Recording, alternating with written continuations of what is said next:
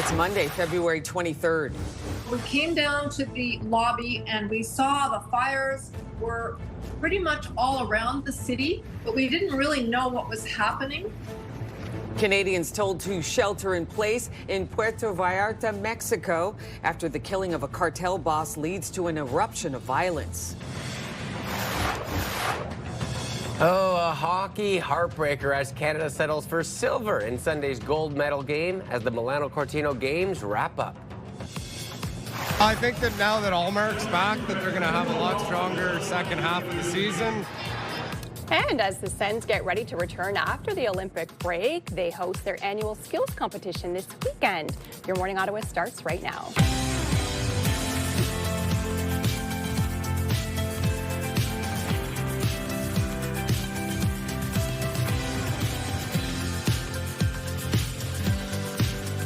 Good Monday morning to you. Welcome. I'm Rosie Edda. I'm Will Aiello. And I'm Melissa Lamb. And we're going to get right to our news headlines this morning because we want to bring you some updated information. We begin with developing news outside of Mexico. Canadians in Puerto Vallarta are being ordered to shelter in place as violence escalates in the region after Mexican security forces reportedly killed the leader of one of the country's most powerful drug cartels. The Mexican army killed El Mencho, the leader of Jalisco, new generational cartel. The federal government is warning Canadians in the state of Jalisco, including Puerto Vallarta, that criminal groups have set up roadblocks with burning vehicles in the area. They've set the OXXO store, which is like the Circle K back home. So the convenience store, they've set it on fire. There's a very large pharmacy across the street from that. They're looting the pharmacy. Somebody just looted the car that was in the intersection. Global Affairs says that there are currently just over 18,700 Canadians registered as being in Mexico, including more than 4,600 in the state of Jalisco. Foreign Affairs Minister Anita Anand posted a statement reading in part that Canada is closely monitoring the serious and rapidly evolving security situation. She goes on to say, quote, "We are deeply alarmed by reports of violence following a major security operation, including armed clashes, roadblocks, and vehicles set up on fire in multiple areas." And for anyone traveling from Ottawa International Airport to Puerto Vallarta, Porter Airlines says Puerto Vallarta operations are currently suspended due to airport restrictions. 2 round-trip flights from Ottawa and Toronto were canceled today. The airline says that they are monitoring the situation and will share information once it becomes available. It was a bitter defeat at the Winter Olympics after Canada's loss to the U.S. in overtime in the men's hockey gold medal game yesterday. But there was a silver lining. Connor McDavid has been crowned MVP and top forward at the Milano Cortina Olympics. The Edmonton Oilers captain led the tournament with 13 points in 6 games, scoring 2 goals and adding 11 assists. That impressive tally means McDavid now holds the points record among NHL players at any winter games. And there's more good news for Canadians. Despite the 2-1 loss to the States, there were 3 Canadians named to the All-Star team, with Cale Makar and Macklin Celebrini joining McDavid. The Milano Cortina Olympics wrapped up with the closing ceremonies held at the ancient Verona Arena. 2 Canadian superstar athletes hoisting the Canadian flag during the ceremony. One of the flag bearers was speed skater Valérie Malte. She won 3 medals, including gold in women's team pursuit speed skating. Canada's other flag bearer was short track speed skater Stephen Dubois. He won gold in the men's 500-meter event and silver in the short track mixed team relay. Up next is the Milano Cortina Paralympic Winter Games. They run from March 6th to the 15th. 3 federal by-elections are on the horizon with major potential implications for the balance of power in the House of Commons. The by-election dates haven't been set yet, but Mark Carney's Liberals would secure a razor-thin majority if it wins all 3 seats. Voters will go to the polls in 2 Toronto ridings after the resignations of 4 ministers Bill Blair and Chrystia Freeland. A by-election will also take place in the Montreal area riding of Terrebonne. And after Alberta MP Matt Genereux crossed the floor to Liberals last week, the party sits at 169 seats, 3 seats short of a majority. 8 people have been transported to hospital after a coach bus crashed on Highway 401 east of Napanee. OPP say no life-threatening injuries or fatalities have been reported. Emergency responders were called to the single vehicle crash last night just after 7:15 p.m. in the eastbound lanes between County Road 4 and County Road 6. OPP say the coach bus had around 50 people on board when it rolled onto its side on the highway. Slippery road conditions were reported at the time of the crash. Tax season officially starts today. Today is the first day to file 2025 income tax and benefit returns online. Most taxpayers have until April 30th, but the deadline for self-employed individuals or those with a self-employed spouse is June 15th. The Canada Revenue Agency says taxpayers should have an easier time this year after it rolled out a service improvement plan that included streamlining its websites and hiring more call center workers. The CRA faced criticism last year for long wait times and representatives who gave bad advice. Former Journey frontman Steve Perry is pouring cold water on the idea of a reunion with his former bandmates. Just a small town girl living in a lonely world. Several members of Journey are on a farewell tour, and keyboardist Jonathan Cain suggested this week that Perry was thinking about taking part. But Perry took to social media saying he's grateful for the love people still have, but he says rumors about me joining the band are simply not true, and I want to gently put them to rest. Okay. He's like, heck no. Yeah. But want to put it gently. It's funny too because you think that the other band members know, like, you know, even if we know the say this, truth. he's gonna come out and say like, I'm not coming back. So just plan out like there. Nope, I ain't coming back. Well, now we all know that there's no potential that he's coming back. Yeah, In everything is reunion. set in stone. We have a fairly mild week in the forecast, with the exception of one day. We have one day that's going to be a little bit chilly. And That's okay. It's tomorrow. Yeah. But you know what? Exactly. It's not going to be an overly cold week. We're going to see these milder conditions again this week. Right now, sitting at -7 here in the city. These are temperatures without that wind chill factor, and the wind chill feels closer to -11 currently in the city. So it's a little bit cold to start things off. -7 in the valley right now. It feels like -8 in Trenton. Kingston not registering quite yet this hour. -13 is how it feels in Brockville. So a little bit cloudy out there. We will see cloudy conditions, but some sunshine to kick off your morning. So we will see a mix of sun and cloud into the late part of your morning. A little bit cloudier earlier this morning. Then this afternoon, there is a chance that we could see some scattered flurries. You'll see some little white blobs popping up and often on your screen. So we could see some flurries from noon hour today until about midnight tonight.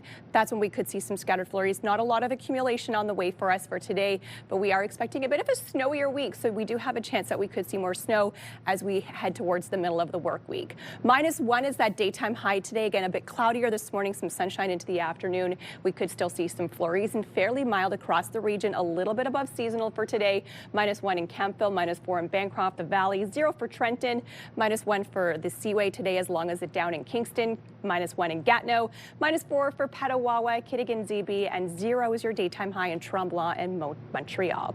So in the next couple of days, we will see colder conditions tomorrow, but then we will see a very mild week in the forecast for us. Cold tonight as well. -16 is the low, so this is when the cold snap will start. The good news is it's only going to last till tomorrow, and then it will warm up by Wednesday. So staying chilly tomorrow. At least the sunshine will be out. -13 is your daytime high. We'll stay cold overnight, dropping to -15. But then after that, we have a bit of a break from the cold conditions until Sunday. 1 degree for Wednesday. Thursday, a daytime high of -3. So we're seeing some temperatures above that freezing mark this week. It will stay mild on Friday. Then Saturday, very mild, a high of 4 degrees. We could even see some rain in the forecast. But then it will be a bit colder as we head into Sunday with a high of -6. Weather is brought to you by Manatic Tree. Complete tree care from start to stump. And on your roads, no issues to report. Traffic is smooth sailing this hour. We have no major issues east to west. Now let's check out your TSN must-see moment. Hello, Laura Dyken here inside the TSN Sports Center newsroom with your must-see moment from Sunday. For that, let's head to the West Coast, Los Angeles, and a little golf in the final round of the Genesis Invitational. Here's Tommy Fleetwood on the par 4 15 from 173 yards out. And guess where it's going to end up? Slam dunk. It's so much sweeter when it goes straight in. Incredible shot from the Englishman. That is your must-see moment. Very deserving from Sunday. Well, tonight on TSN, NBA fans, you are in luck. It's Wemby and the Spurs taking on the East-leading Detroit Pistons. Tip-off is at 7 p.m. Eastern Time. And that does it for us here inside the SportsCenter newsroom. Have a great rest of the day.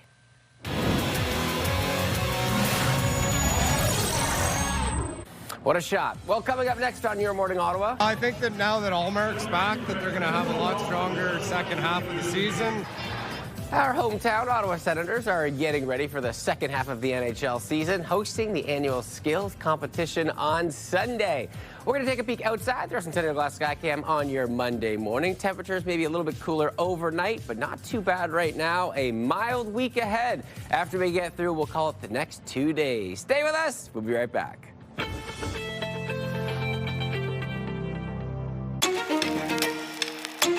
Far side pass, and it's an early shot. He scores!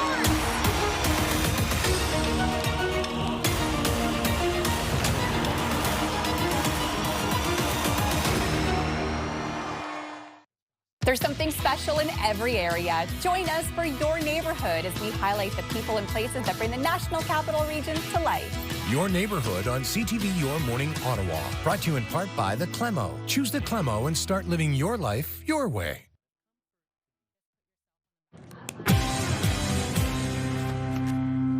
Welcome back. Here are the big stories we are following today on Your Morning Ottawa. Canadians are told to shelter in place in Puerto Vallarta, Mexico, after the killing of a cartel boss leads to an eruption of violence. 3 federal by-elections are on the horizon with potentially major implications for the balance of power in the House of Commons. And it is officially tax season. Today is the first day to file 2025 income tax and benefit returns online. Now, let's check out the forecast. And snow covered us throughout the weekend forecast. Many areas seeing maybe 10, 15 centimeters. So we might have had some shoveling to do or still have some shoveling to do. Today, not too cool out there whatsoever. Still mostly cloudy, though, with a chance for some flurries hanging on before temperatures really start to warm up as we gear towards the end of the week. Melissa will have the full details coming up. Let's take a look at your roads on your Monday morning commute. Nothing major to report. Everything moving nice and well, especially because we saw that snowfall and it ended late in the afternoon yesterday, so the city crews have been hard at work clearing all the snow.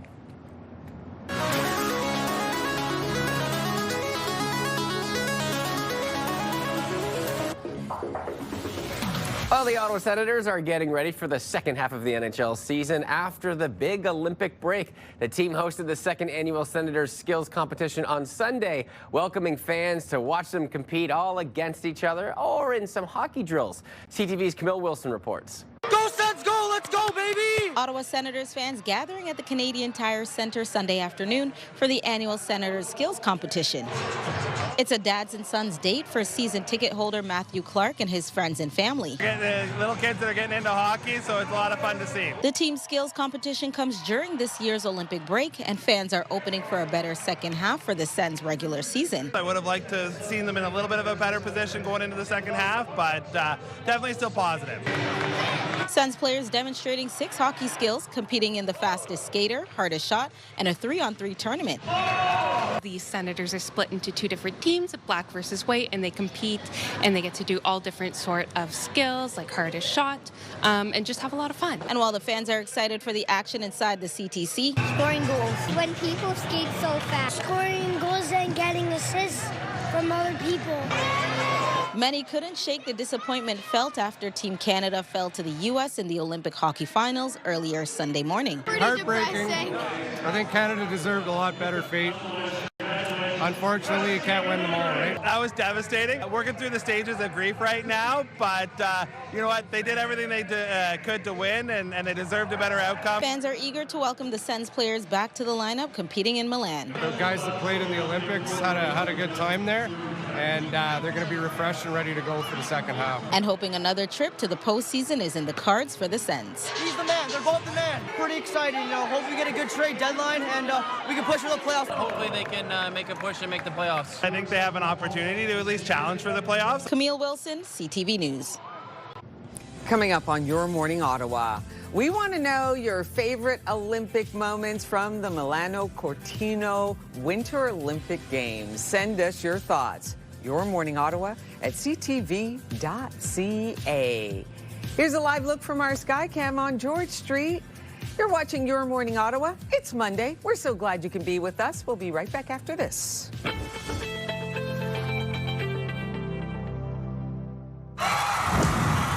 The National Capital Region is jam-packed with incredible experiences you don't want to miss. Hey, I'm Sneha Taylor, your iHeartRadio Weekender, powered by Barrhaven Ford. Get the inside scoop on all the biggest and best events every Thursday, Friday, and Saturday on CTV, Move 100, Pure Country 94, TSN 1200, and News Talk 580 CFRA. iHeartRadio Weekenders is powered by Barrhaven Ford, Ottawa's newest and largest Ford dealership, and Ontario's #1 Ford EV dealer. Saving lives is what they do. February is Heart Month, and together we can support the University of Ottawa Heart Institute in providing world-class cardiac care. For almost 50 years, our community has played a critical role in advancing the Institute's life-saving work. Your donation will support groundbreaking research, innovative patient care, education, and prevention. To learn more, visit FebruaryIsHeartMonth.ca. Proudly sponsored by CTV.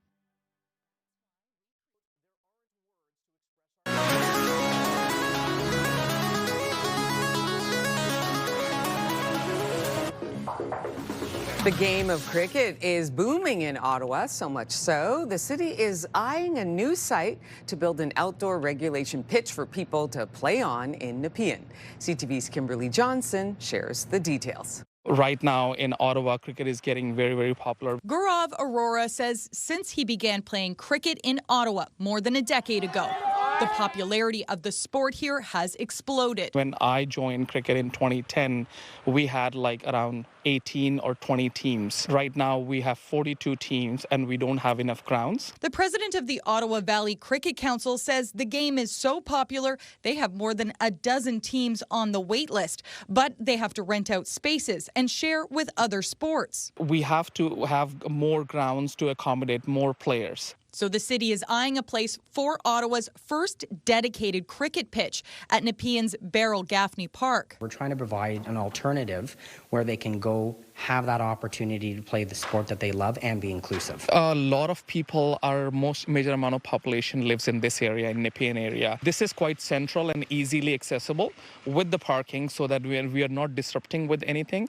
that everything remains the same. The city says the proposed cricket pitch would use about 3% of the 100-acre park, and almost 24 more parking spaces will be added. The area is a popular trail for dog walkers and hikers.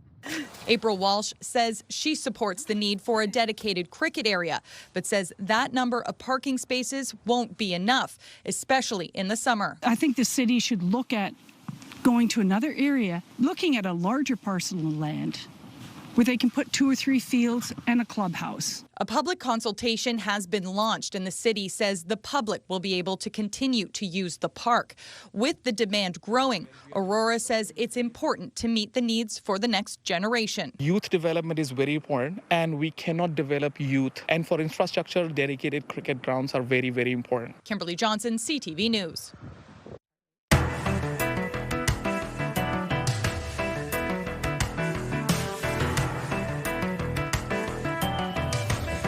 Winter Games have all wrapped up, and there were so many exciting moments to choose from. I think we were talking about it each and every morning, afternoon, the evening. It was an all-day event. So today on Your Morning Ottawa, we were asking for your comments on what was one of your favorite moments from the games. Let us know your thoughts. Email us at yourmorningottawa@ctv.ca. I know it's so hard to pick a couple of them, but what were your favorite moments? I definitely had a moment that stood out to me, and I think it's because it brought a lot of emotion, even some tears to my eyes.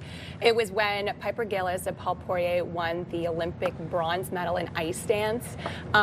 Their faces were ecstatic. They were jumping up and down. They were more excited to win the bronze medal than the team who won the gold medal, believe it or not, or the silver medalist. I think they just embraced it. They knew, it wasn't an easy road for them. They've been through so much adversity, and they always stayed true to who they were as ice dancers and skaters. And to see them capture that bronze was just such a spectacular moment. And to see their raw emotion, their pure joy, they were like on that podium jumping up and down. And then the gold medalists and the silver medalists were just standing there like, There was some controversy with ice dance this year about the gold medal because they kind of stepped out of a very important element called the twizzle. So should they have won the gold? And there was controversy, should the silver medalists? Anyways, but they just didn't fall into the trap. They just embraced it, and just seeing their pure joy was just so exciting.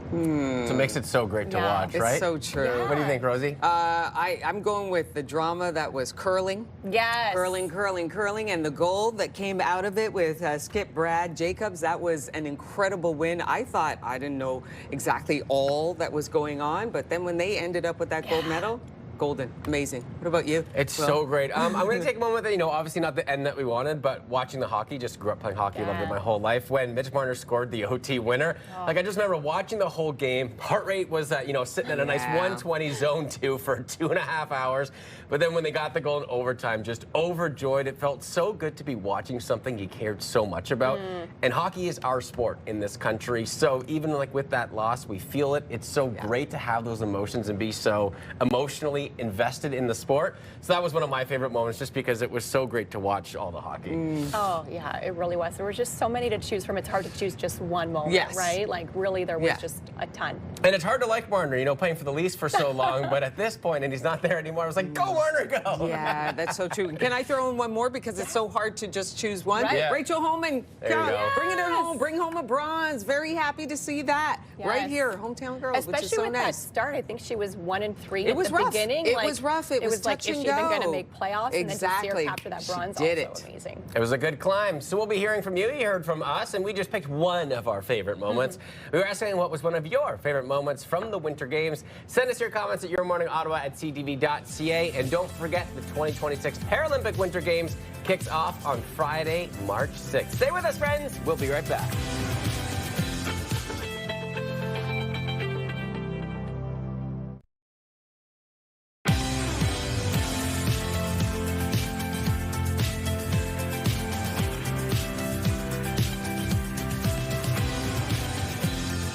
Coming up on 6:30, good morning. I'm Rosie Edden. Hey, happy Monday, everybody. I'm Will Aiello. And I'm Melissa Lamb. Lots to come here on Your Morning Ottawa. We're going to continue with our news headlines. Canadians in Puerto Vallarta are being ordered to shelter in place as a wave of violence escalated in the region after the country's most wanted drug cartel leader was killed. The beaches are open nearby, but there aren't too many people down there, so I suppose word has spread. But you can tell that something is happening. There's black smoke you can see rising in the distance at several points around on the horizon. And the lobby is just absolutely jam-packed where I am, with tourists whose flights have been canceled, people who are trying to rebook. A shelter-in-place order is in effect, with all taxi and ride-share services suspended, meaning people at the resorts are stranded. The airports have shut down, and Canadian Airlines are not flying in. Violence erupted after Jalis's co-cartel leader El Mencho was killed by the Mexican army. This comes 1 year after U.S. President Donald Trump listed the group as a terrorist organization. The cartel is now retaliating across the Jalisco region, trying to block military operations with car fires, roadblocks, and shootouts. The beaches are open nearby, but there aren't too many people down there, so I suppose word has spread. But you can tell that something is happening. There's black smoke you can see rising in the distance at several points around on the horizon. And the lobby is just absolutely jam-packed where I am, with tourists whose flights have been canceled, people who are trying to rebook. Canada has updated its travel advisory to Mexico. WestJet, Air Canada, Flair Airlines, Air Transat, and Porter Airlines have canceled or diverted flights headed to the area. In the meantime, travelers say airlines have been helping people rebook flights, and hotels have been extending people's stays. It was a bitter defeat at the Winter Olympics after Canada's loss to the U.S. in overtime in the men's hockey gold medal game yesterday. But there was a silver lining. Connor McDavid has been crowned MVP and top forward at the Milano Cortina Olympics. The Edmonton Oilers captain led the tournament with 13 points in 6 games, scoring 2 goals and adding 11 assists. That impressive tally means McDavid now holds the points record among NHL players at any Winter Games. And there's more good news for Canadians. Despite the 2-1 loss to the States, there were 3 Canadians named to the All-Star team, with Cale Makar and Macklin Celebrini joining McDavid. The Milano Cortina Olympics wrapped up with the closing ceremony held at the ancient Verona Arena. 2 Canadian superstar athletes hoisting the Canadian flag during the ceremony. One of the flag bearers was speed skater Valérie Maltais. She won 3 medals, including gold in women's team pursuit speed skating. Canada's other flag bearer was short track speed skater Stephen Dubois. He won gold in the men's 500-meter event and silver in the short track mixed team relay. Up next is the Milano Cortina Paralympic Winter Games. They run from March 6th to the 15th. 3 federal by-elections are on the horizon with major potential implications for the balance of power in the House of Commons.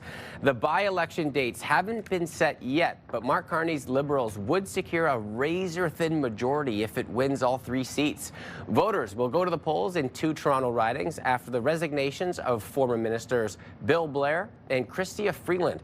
A by-election will also take place in the Montreal area riding of Terrebonne, and Alberta MP Matt Jonaru crossed the floor to the Liberals last week.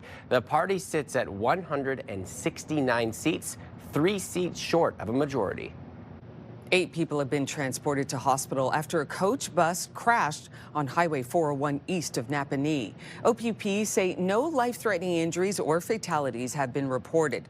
Emergency responders were called to the single vehicle crash late last night, just after 7:15 p.m. in the eastbound lanes between County Road 4 and County Road 6. OPP say the coach bus had around 50 people on board when it rolled onto its side on the highway. Slippery road conditions were reported at the time of the crash.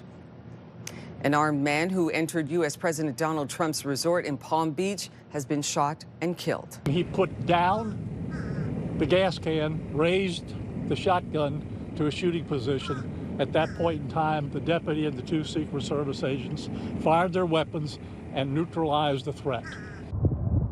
U.S. Secret Service says the man entered the secure perimeter of Mar-a-Lago early Sunday morning. Authorities say the man had a gas can and a shotgun. Although Donald Trump often spends weekends at the resort, he was at the White House when the incident happened. The FBI says investigators have identified him as a 21-year-old man from North Carolina. Investigators have not identified a motive. Tax season officially starts today. It is the first day to file 2025 income tax and benefit returns online. Most taxpayers have until April 30th, but the deadline for self-employed individuals or those with a self-employed spouse is June 15th. The Canada Revenue Agency says taxpayers should have an easier time this year after it rolled out a service improvement plan that included streamlining its websites and hiring more call center workers. The CRA faced criticism last year for long wait times and representatives who gave bad advice. NASA is facing another setback with its mission to return to the moon. Yeah, after a problem was detected with its Artemis rocket, an issue with the helium flow in the upper stage may force the space agency to roll the rocket back into a hangar for repairs. That could mean the launch with Canadian astronaut Jeremy Hansen on board may not happen until at least early April. Going to have to wait a little bit longer, it seems. Which I think is more than okay. If there's even the smallest little problem, fix it before you head off, right? Exactly. At least they're finding all these problems right now, so. Yeah, the diagnostics team is doing some excellent work. Absolutely. That's a good news. Absolutely. Our forecast this week is looking a little all over the place. We're going to see mild days, we're going to see snow, we're going to see cold days, we're even going to see rain. We have rain on the way. I know. Isn't it wild? We're going to see a little bit of everything this week. Just goes to show you that spring is on its way and it's in the very near future. We are sitting at -6, so we have warmed up 1 degree here this hour. With that wind chill, though, still feels closer to -12, so feels a little bit colder this morning than it did about a half an hour ago. -11 in Kingston, -14 in Brockville to start off your day. It feels like -11 currently in Cornwall, so it will be a little bit cloudy. You could see some gray on our satellite radar screen. We will see those clouds this morning, which will continue into the afternoon. Still some sunshine on the way for us here today. There is a chance that we could see some flurries kind of off and on throughout the afternoon from noon hour today until about midnight. That's when we could see some scattered flurries. Not a lot of accumulation, so don't have to worry, but we could see some flurries kind of floating through the air throughout the afternoon. And then Wednesday, that's when we're expecting some snow. So it could start overnight Tuesday, and we could see into the early morning hours on Wednesday where we could see 1 to 3 centimeters. And then Wednesday, you could see moving towards us, we could see another about 5 centimeters throughout the day on Wednesday. So we definitely do have some snow on the way towards the middle of the work week. -1 is our high for today, so fairly mild. Normal for this time of the year is around -3 degrees. It's -4 for your daytime high out in the valley for today, as well as in Pembroke, Petawawa. -1 is your high currently into your afternoon in Gatineau. So over the next couple of days, we'll see fluctuation of temperatures. Cold tonight, -16 is that low. Staying chilly for tomorrow, a daytime high of only -13. The good news is at least there's some sunshine in the forecast into your afternoon, so we could start to see that snow overnight Tuesday and in through your early morning hours on Wednesday, where we could see 1 to 3 centimeters, and then another 5 centimeters throughout the day on Wednesday, especially early in the morning. So it could impact your drive into work on Wednesday morning. It will be then mild right through into the weekend forecast. Highs of 4 degrees on Saturday, where we could see some rain, but then cooling off as we head into Sunday. Weather brought to you by Manotick Place Retirement Community, a community you can call home. So we do have some volume building right now on the eastbound at the 417 between Greenbank and Maitland this hour. Traffic brought to you by Presler Injury Lawyers, 1-800-JUSTICE. And coming up on Your Morning Ottawa, Canadians and other tourists warned to shelter in place in Puerto Vallarta as violence erupts in Mexico. We'll have some more details with CTV's Scott Hurst coming up later in our program. Taking a peek outside, and maybe not a lot of sunshine today, but temperatures aren't too cool. If you just missed Melissa's statement, she's saying a little bit of everything in store this week, but don't worry, she'll be back later with some more details. It is 6:39 on your Monday. We'll be right back.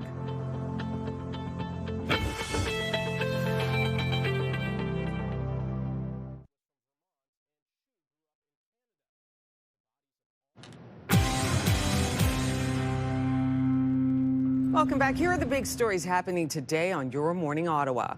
Canadians are told to shelter in place in Puerto Vallarta, Mexico, after the killing of a cartel boss leads to an eruption of violence. 3 federal by-elections are on the horizon with potentially major implications for the balance of power in the House of Commons. And it is officially tax season. Today is the first day to file 2025 income tax and benefit returns online. Now let's check on the forecast. Not a bad looking day ahead. We will see cloudy skies with a bit of sunshine to start off your morning. Into the afternoon, a daytime high of -1 today. And yes, we could see some flurries off and on throughout the day ahead, even into your overnight, dropping to -16. So it'll be cold tonight and cold tomorrow. -13 is the high for your Tuesday, but lots of sunshine on the way tomorrow. It will then warm up on Wednesday above that freezing mark with a high of 1.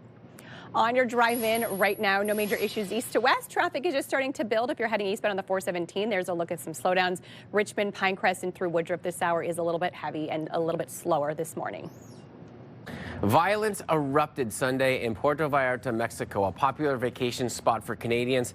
People were told to stay indoors and off the streets, and airlines have canceled flights to the area, leaving thousands of Canadians stranded. CTV News correspondent Scott Hurst joins us this morning with more. Good morning to you, Scott. Good morning, Will. So it remains very dangerous in parts of Mexico. What is the latest on the situation that's impacting some very popular tourist destinations? It is incredibly tense and no doubt often terrifying for so many people that are stranded by this violence. Mexico, of course, a popular tourist destination this time of year, regardless of school holiday. But of course, we're coming off the Family Day weekend and just a few weeks out from the busy March break holiday. And right now, many popular tourist destinations are on edge as this violence erupted in Puerto Vallarta and across the state of Jalisco after Mexican security forces reportedly killed the leader of one of the country's most powerful drug cartels. The violence triggered by a military operation against one of Mexico's fastest growing criminal networks, the Jalisco New Generation Cartel, notorious for trafficking fentanyl and cocaine to the United States and viciously attacking government officials who tried to challenge their power. Mexican forces killing its leader, a man known as El Mencho, during a shootout as the military attempted to capture him. And then that's when the chain reaction began. Cartel members responding with even more violence, sweeping across the Jalisco state, blocking military operations and impacting the normal flow of residents and many tourists alike in those popular destinations. Yeah, it can be, a really terrifying time for so many, and there's a lot of travelers stranded right now, including a large Canadian community. Scott, what's the advice for Canadians and what options do they have right now?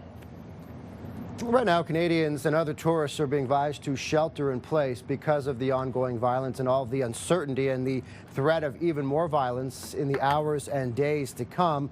Canadians are being advised to keep a low profile and keep an eye on local advice from local authorities in terms of the ability to move around the region and move around the cities. Global Affairs has updated its travel advice to Mexico to exercise a high degree of caution with added regional advisories that include Jalisco and Puerto Vallarta because of the security situation and the outbreak of violence. Air Canada has temporarily suspended operations to Puerto Vallarta, urging all of its customers to remain at their hotels or current accommodation. WestJet also canceling all flights to and from Puerto Vallarta. And more cancellations could arise depending on the ongoing security situation at both airlines trying to work with passengers on rebooking options. But really, there are few options at this current time until the violence does quell a little bit. But at the moment, we know from Global Affairs Canada that there are more than 4,600 Canadians who are registered in Jalisco State. Those are, of course, just the Canadians who are registered with Global Affairs Canada, and likely many more who are in that region and impacted by this latest violence. But no doubt a tense situation and a very frightening situation for so many Canadians who are caught up in this violence and also now trying to figure out how to get out of there and how to get home. Yeah, it certainly is, Scott. So we appreciate your time this morning giving us some guidance for our fellow Canadians. Have a great day. Thanks, Will.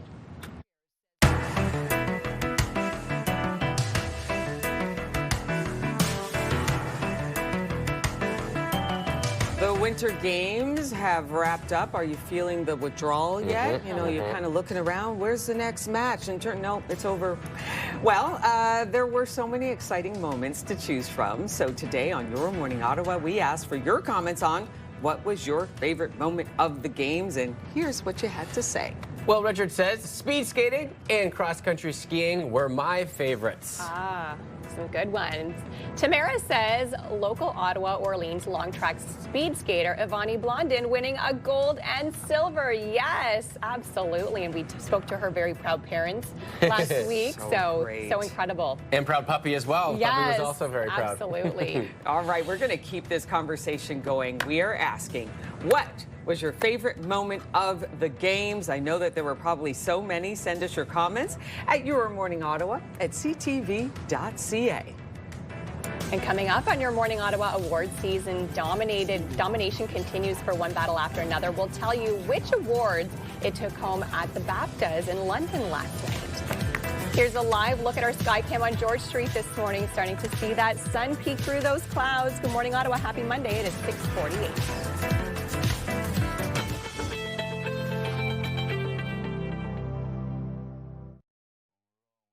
There's something special in every area. Join us for Your Neighborhood as we spotlight the people and places that help bring the National Capital Region to life. Your Neighborhood on CTV Your Morning Ottawa. Brought to you in part by the Clemo. Choose the Clemo and start living your life your way.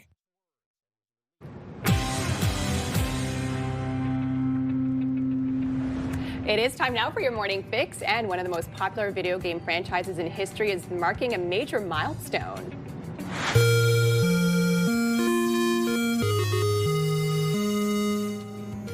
Bring back memories, anyone? I immediately go into nostalgia zone. Well, this weekend marks 40 years since the first Legend of Zelda game debuted in Japan. Since then, it's gained a massive fan base across the world over several titles, all focused around the story of a princess named Zelda, a swordsman named Link, and their efforts to protect the land of Hyrule from sinister forces. The Zelda franchise has sold more than 150 million copies over decades, and a movie adaptation is scheduled for release in May of 2027. Took a little while. Yeah, right? I mean, considering it celebrated 40 years and we're just getting a movie now.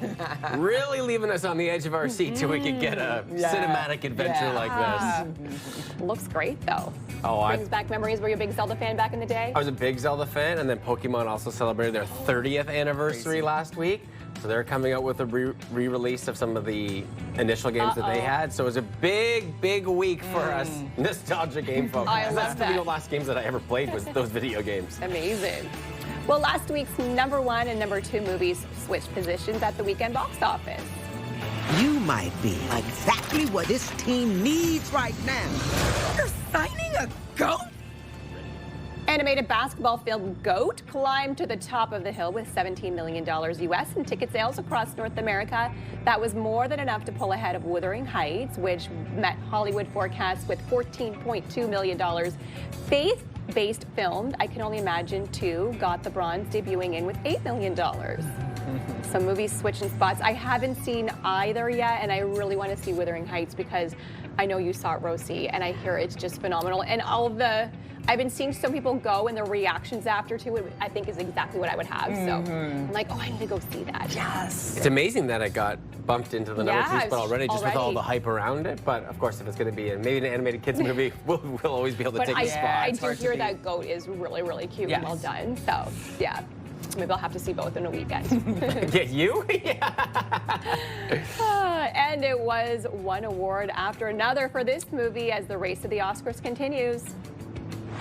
Steve Lockjaw just attacked my home, and I cannot remember for the life of my only child the answer to your question. One battle after another cleaned up at the BAFTA Awards in London last night. It took home Best Film, Best Director, Best Adapted Screenplay, and Best Supporting Actor for Sean Penn. There are a few more top stops on the award circuit before the Oscars are given out on March 15. Exciting stuff. Yeah, I did see this because you can stream it now, so it took me like 4 or 5 days to do it, you know, like 4 or 5 sessions. Right. You know, like 20 minutes because it's a long one. It's like a few hours long, but it's really well done. Didn't you see it? Like it kept building and building and building. The chaos, the oh my goodness. confusion. And Sean Penn was incredible in it. Like scary. At first I was like, is this Sean Penn? Because he just transformed himself. He was so good. And Leo as well. So Still haven't seen it. Oh, on the it's list of good. having time to watch movies, Yeah. I was like, that was the one that I have yet to see, but I need to make that a priority. yeah, that's the nice thing about the streaming is you can do it in right. bits and parts. Depending on 20 your minutes life. here, Yes, 20 minutes there. All right, coming up in the next hour, the RRSP contribution deadline is March 2nd. We break down what you need to know about making a contribution and how it can benefit your finances now and in the future. Our Your Neighborhood feature for the month of February takes us to the Glebe this week. Our first stop is at Glebe Trotters, and the University of Ottawa Heart Institute is wrapping up Heart Month, teaching the public about the impact of cardiac rehabilitation research, and we're going to tell you how. That's coming up after the break. Here's a live look through our Centennial Glass Sky Cam. It's Monday. You're watching Your Morning Ottawa. We'll be right back.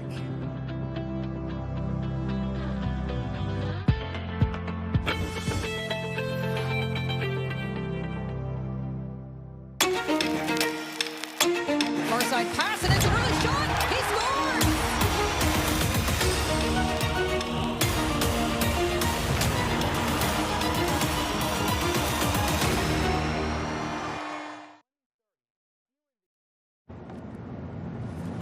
It's Monday, February 23rd. We came down to the lobby and we saw the fires were pretty much all around the city, but we didn't really know what was happening. Canadians told to shelter in place in Puerto Vallarta, Mexico, after the killing of a cartel boss leads to an eruption of violence. A hockey heartbreaker as Canada settles for silver in Sunday's gold medal game as the Milano Cortina Games wrap up. Coming up, I'm going shoe shopping at Glebe Trotters.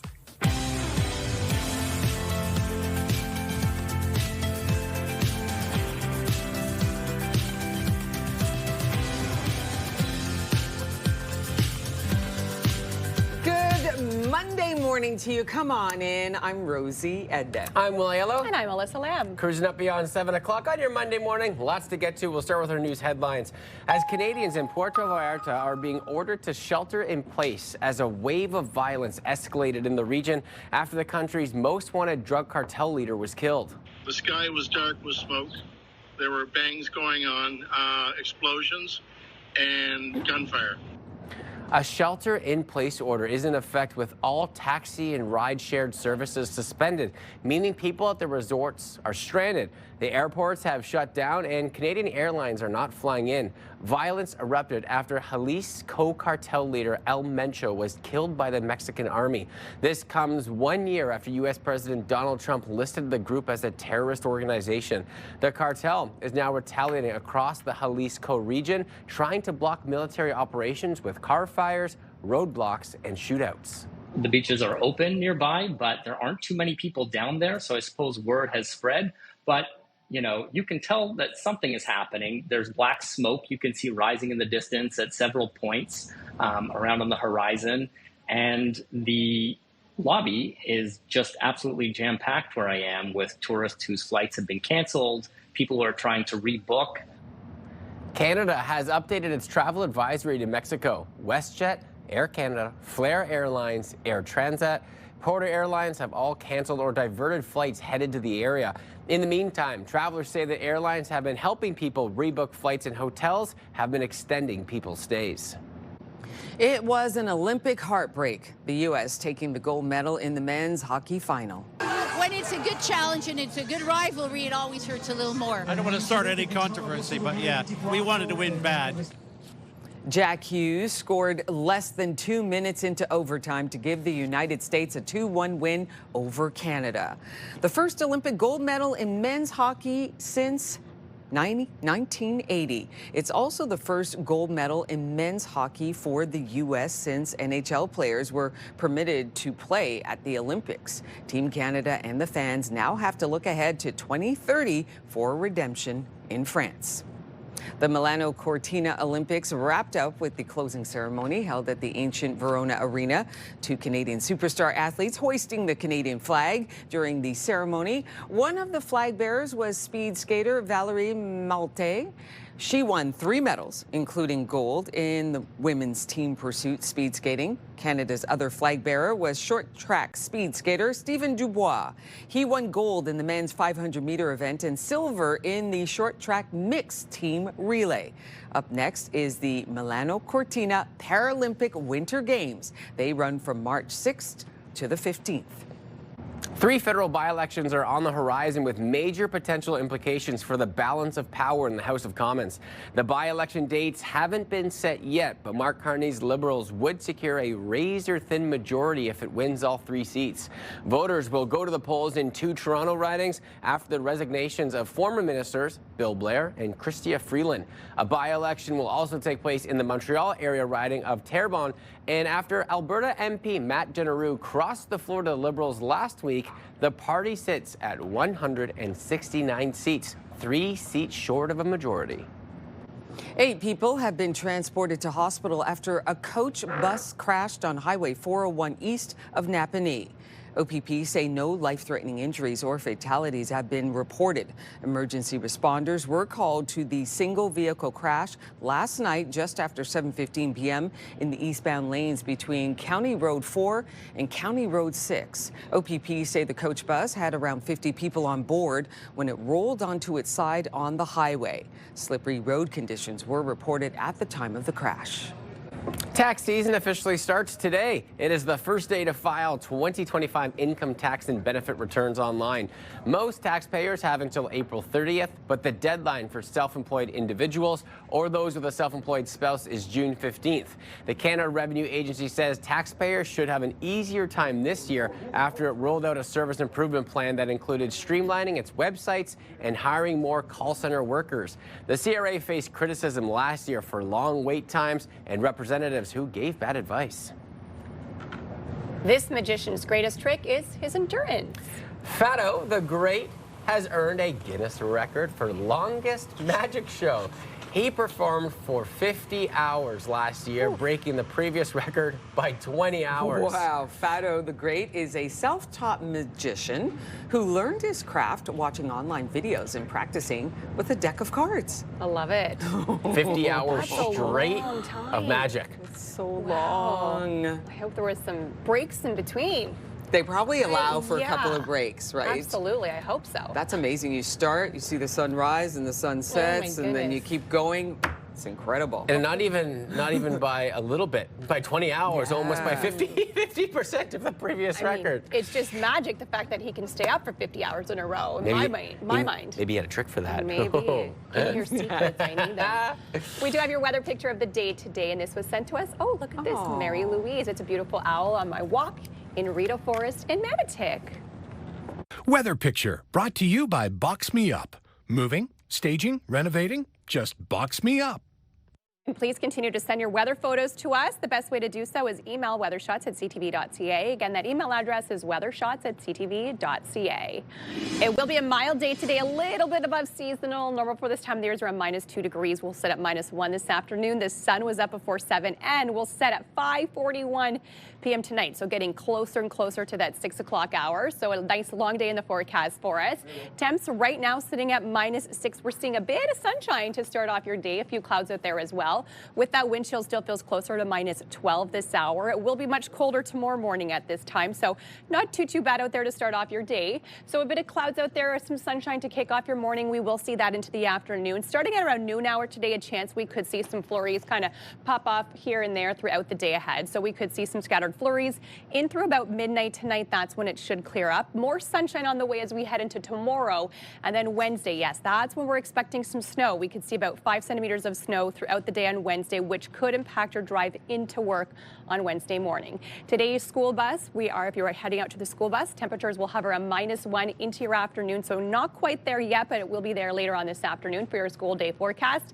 -1 throughout most of the region today. Kempville, Brockville, Kingston, 0 at Trenton. A bit colder for Bancroft and Pembroke, sitting at -4 into the afternoon. Same with Petawawa and over in Kitigan, ZB. Over the next couple of days, we're going to see a little mixture in temperatures. Tonight, cold, dropping to -16. Again, those flurries into the afternoon overnight.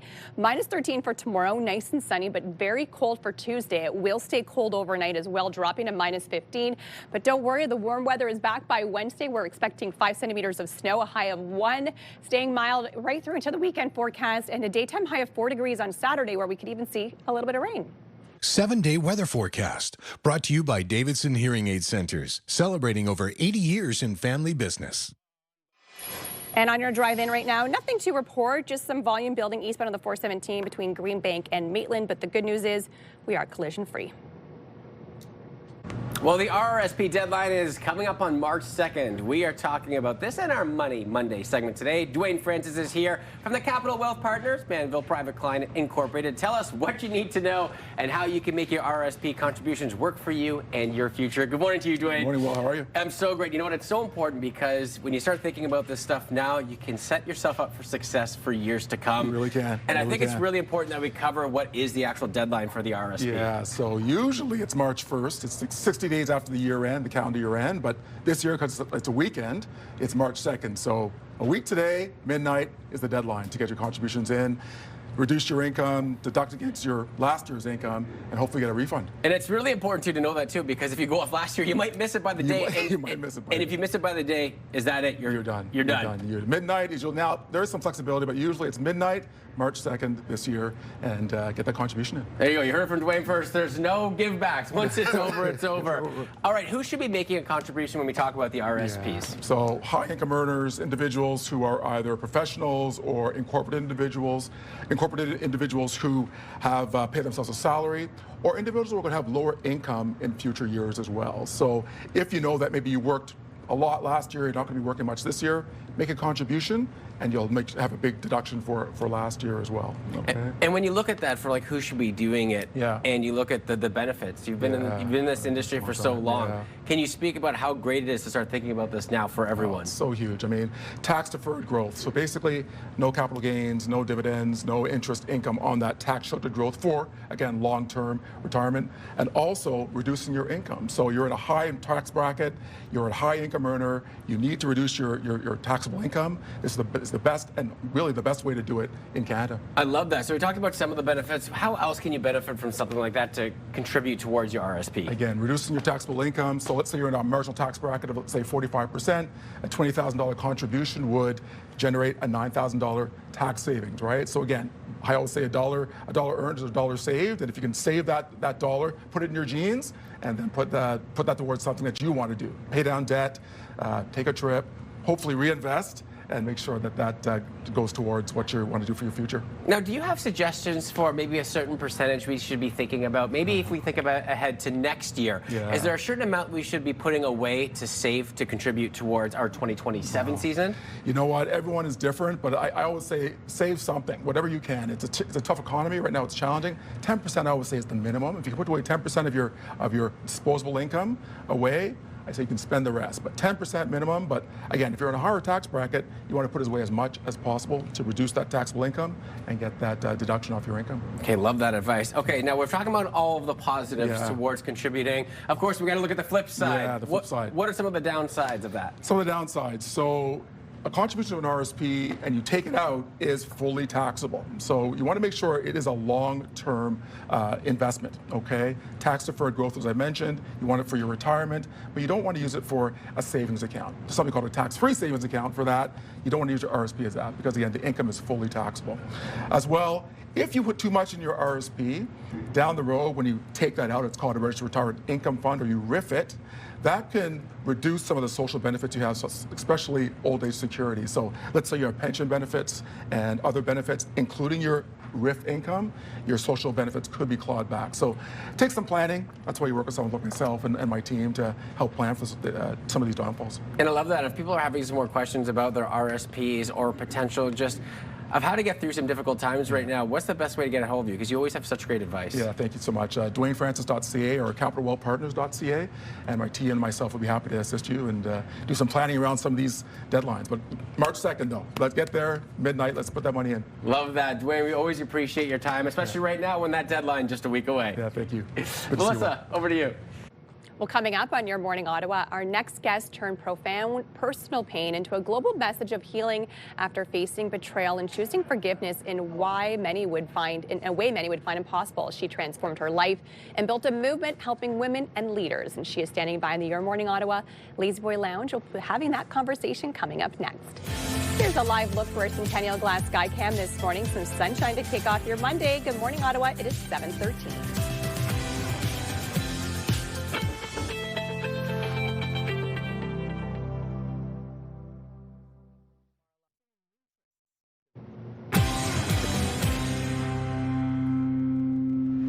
After facing betrayal and choosing forgiveness in a way that many would find impossible, she transformed her life and built a movement helping women and leaders. Dion Nichols-Germain joins us this morning to talk about her book, The 90-Day Conquering Unforgiveness Journal. Good morning to you. Good morning. Okay, I'm so excited to learn more about this because we've been chatting a little bit this morning and I'm very intrigued. Tell us about what led you to first write this book, because it was a personal experience. It was. Nobody just picks up and decides they want to take on the most difficult, challenging, complicated topic like forgiveness. Right. So there is a personal testimony. I was actually in a 17-year relationship, college sweethearts. Yeah. You know, we actually both moved to New York with big dreams. I wanted to work in fashion. He wanted to work on Wall Street. We got to do the thing, got the brownstone in Brooklyn, traveling. And lo and behold, there was infidelity. Multiple times. Wow. We had a son together at this point when I found out, and unfortunately it came to a point where I had to actually leave the situation, leave the relationship. However, I can't explain it. I feel like it was almost intuitive in this case, where I just knew, because I knew I was committed to my son's well-being, that I would forgive. Okay. That my son would know that he had two parents that loved him, who had his back no matter what, you know, as much as it rocked me to my core. Right, yeah. I'm happy to say, fast forward, we're able to create a healthy, loving co-parenting relationship. Amazing. Where we even, you know, actually created a nonprofit together. Wow. And fast forward, just a few years ago, we were able to fly out my son to Georgia State University. And so now you wrote a book to help other people learn to find forgiveness. Yes. So interestingly enough, there's also a professional testimony as well. Okay. Working as an executive coach, speaker, author, but primarily my work as an executive coach working with leaders around the world, what I came to find out is as high-performing, high achievers, we're really hard on ourselves. I bet. and it's holding us back. Yes. Whether that's professionally, we're not speaking up in a meeting unless we're 155% right. Because if we're wrong, we're going to beat ourselves up for weeks on end. So not to mention you're not showing up fully, and the company's missing out on that genius and that gold, right? Or we're leaving money on the table because we don't believe in ourselves that we can actually attain that particular goal. So it's so far-reaching. I said, you know what? Not only do we need to talk about this in our personal life, but how is it impacting us in the workplace as leaders? And what are some myths that you want people to know about forgiveness? So, well, first and foremost, that it's for you. Yeah. Oftentimes people believe that it's the other person that's getting off the hook. They're getting away with it. Right. But in true essence, as long as we are pointing at them, right, we actually don't get a chance to see what's really maybe that needs to be done on our end. Right. Believe it or not from a place of blame, but of ownership. Right? What can I own in this situation? So they're not getting away with it, but I actually want to own my healing. Right. I want to release these emotions so I can be well. I can reclaim my power, my peace, my joy. So that's a big one, right? Another one is that, do you think people associate forgiveness with a weakness as well? Like people think it's weak if I forgive. Absolutely. I would say that's the number one. Yeah. Yeah. When I ask that question, what does forgiveness mean to you? Typically, it's weakness. It's vulnerable. Yeah. Right? You feel very exposed. We think of holding on to the resentment is going to protect us, but it's actually hurting us mentally, physically, emotionally.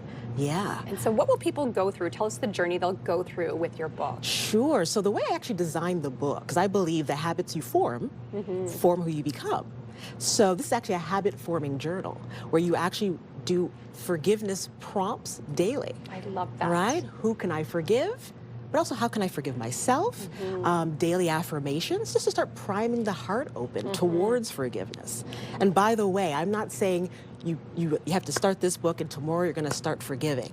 It's a process, right? So that's why it's 90 days, right? 90 days to create a habit. It takes some time. Yeah, yeah. And where can people pick up your book?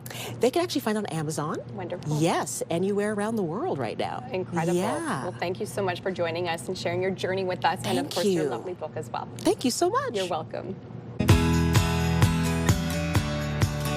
Your Neighborhood, brought to you in part by the Clemo. Choose the Clemo and start living your life your way.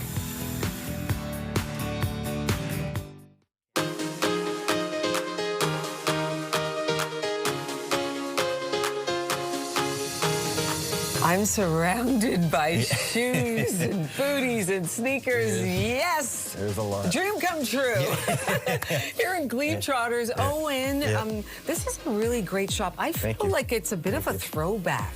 A little bit. Yeah. It's where the folks who are in here, who work here, know about shoes. And the selection is incredible. Yeah, thank you. Yeah, no, we do buy a lot of stuff. It's been 32 years. Really? Yeah, we'll turn 32 in March. So, really? Yeah, it's been a while. That's incredible. Yeah, no, thank you. Yeah, it's... Tell me about this. 32 years here in the Globetrotters. What has it been like? How has the shop really interacted with the community? I mean, we've always put customers first as an independent, right? You have to have service, especially in the Glebe. So when they come in... Yeah, we appreciate the effort they made to get here, and so we have to have service, right? They could go to a mall, they could find parking, they could, so yeah, that's the main thing, is make sure everybody gets, what they need and served how they need. You've been here for 32 years. Can you talk about the time and how, times have changed a lot. And the Glebe has grown. It's so busy here. I mean, the number of people who live here has exploded. What has it been like servicing the community?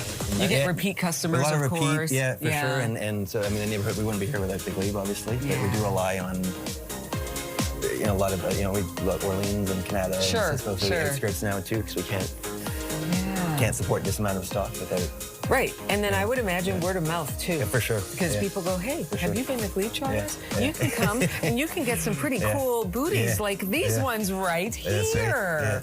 These are gorgeous. Dorking is the brand, made in Spain. All nice. Yeah, that's the patent leather, that one, but all nice leathers, leather lines. It is so comfy. Yeah. They look good too. So Spain? Spain. Okay, Yeah, Spain. so you really do shop A lot, for a yeah. wide All over variety the of place. shoes all over the world. Yeah. Yeah, we have Spain, like those are Spain. We got there's a few Spains there actually. Got Spain, Canada, a little bit even like made in Canada. Blundstones, Australia. On is Switzerland. It goes on and you can on. Go a lot you of really places. can. And the variety that you have as well, and the number of different types of shoes. I was taken aback as soon as I walked in. I was like, whoa, wait, I need to spend a little bit of time in here. And you know, I think I need to try on a few more shoes, and then maybe you can walk me through what I'm trying on, okay? I'd be happy to. Little shoe fashion show. Let's do it, all right? Sounds good. Okay. Yeah. That's good.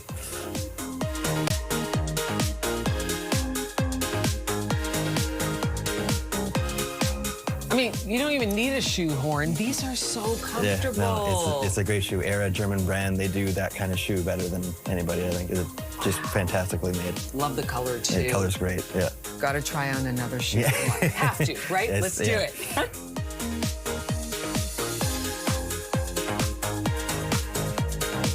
Oh, wow. I feel like I'm hopping on air. Yeah, they're very light, as you said, very bouncy. It's a nice slip-on feeling.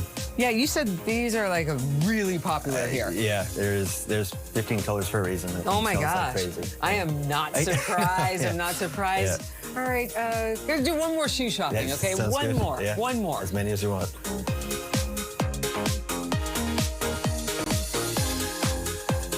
Oh, yeah.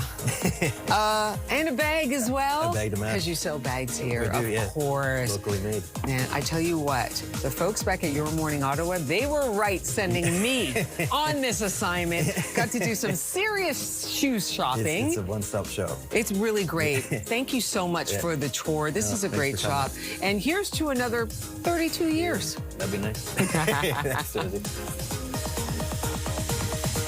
Globetrotters. I love the name of the shoe shop. It is cute. The selection there's something for each and every one of us. Well, I mean, we got. I would give you title of shoe queen. Yes. So when you were looking at that, what some of the ones that Rosie was trying on, did you peek like, through ooh, looking at those some? boots at the end with the patchwork on them. Those are really nice. And then you had like a classic little slide as well with the little smaller heel, which is always nice. Yeah, they had some good ones, and even sneakers, Blundstones. I mean, some great brands. Yeah, and you know, when you think of shoes, you might think they're coming from Italy, maybe Spain, but they go beyond that as well. You're talking Germany, Switzerland, and beyond. Such great variety, and they're very, everybody on staff knows a lot about shoes, so they can help you. It was so much fun. All right. Do you know of a great local business we should highlight? Well, let us know. Send us an email at yourmorningottawa@ctv.ca. Your neighborhood brought to you in part by the Clemo. Choose the Clemo and start living your life your way. All right, and we got a fun one for you today, or it might irk some of you. Coming up on Your Morning Ottawa, Ashley and Gord from Ottawa's Pure Country 9 to 4. They're talking about those common mispronounced words that just drive you insane. We'll bring you that chat coming up just ahead, and we'll get your thoughts on what are some mispronounced words that drive you crazy. Stay with us, friends. It is 7:27 on your Monday.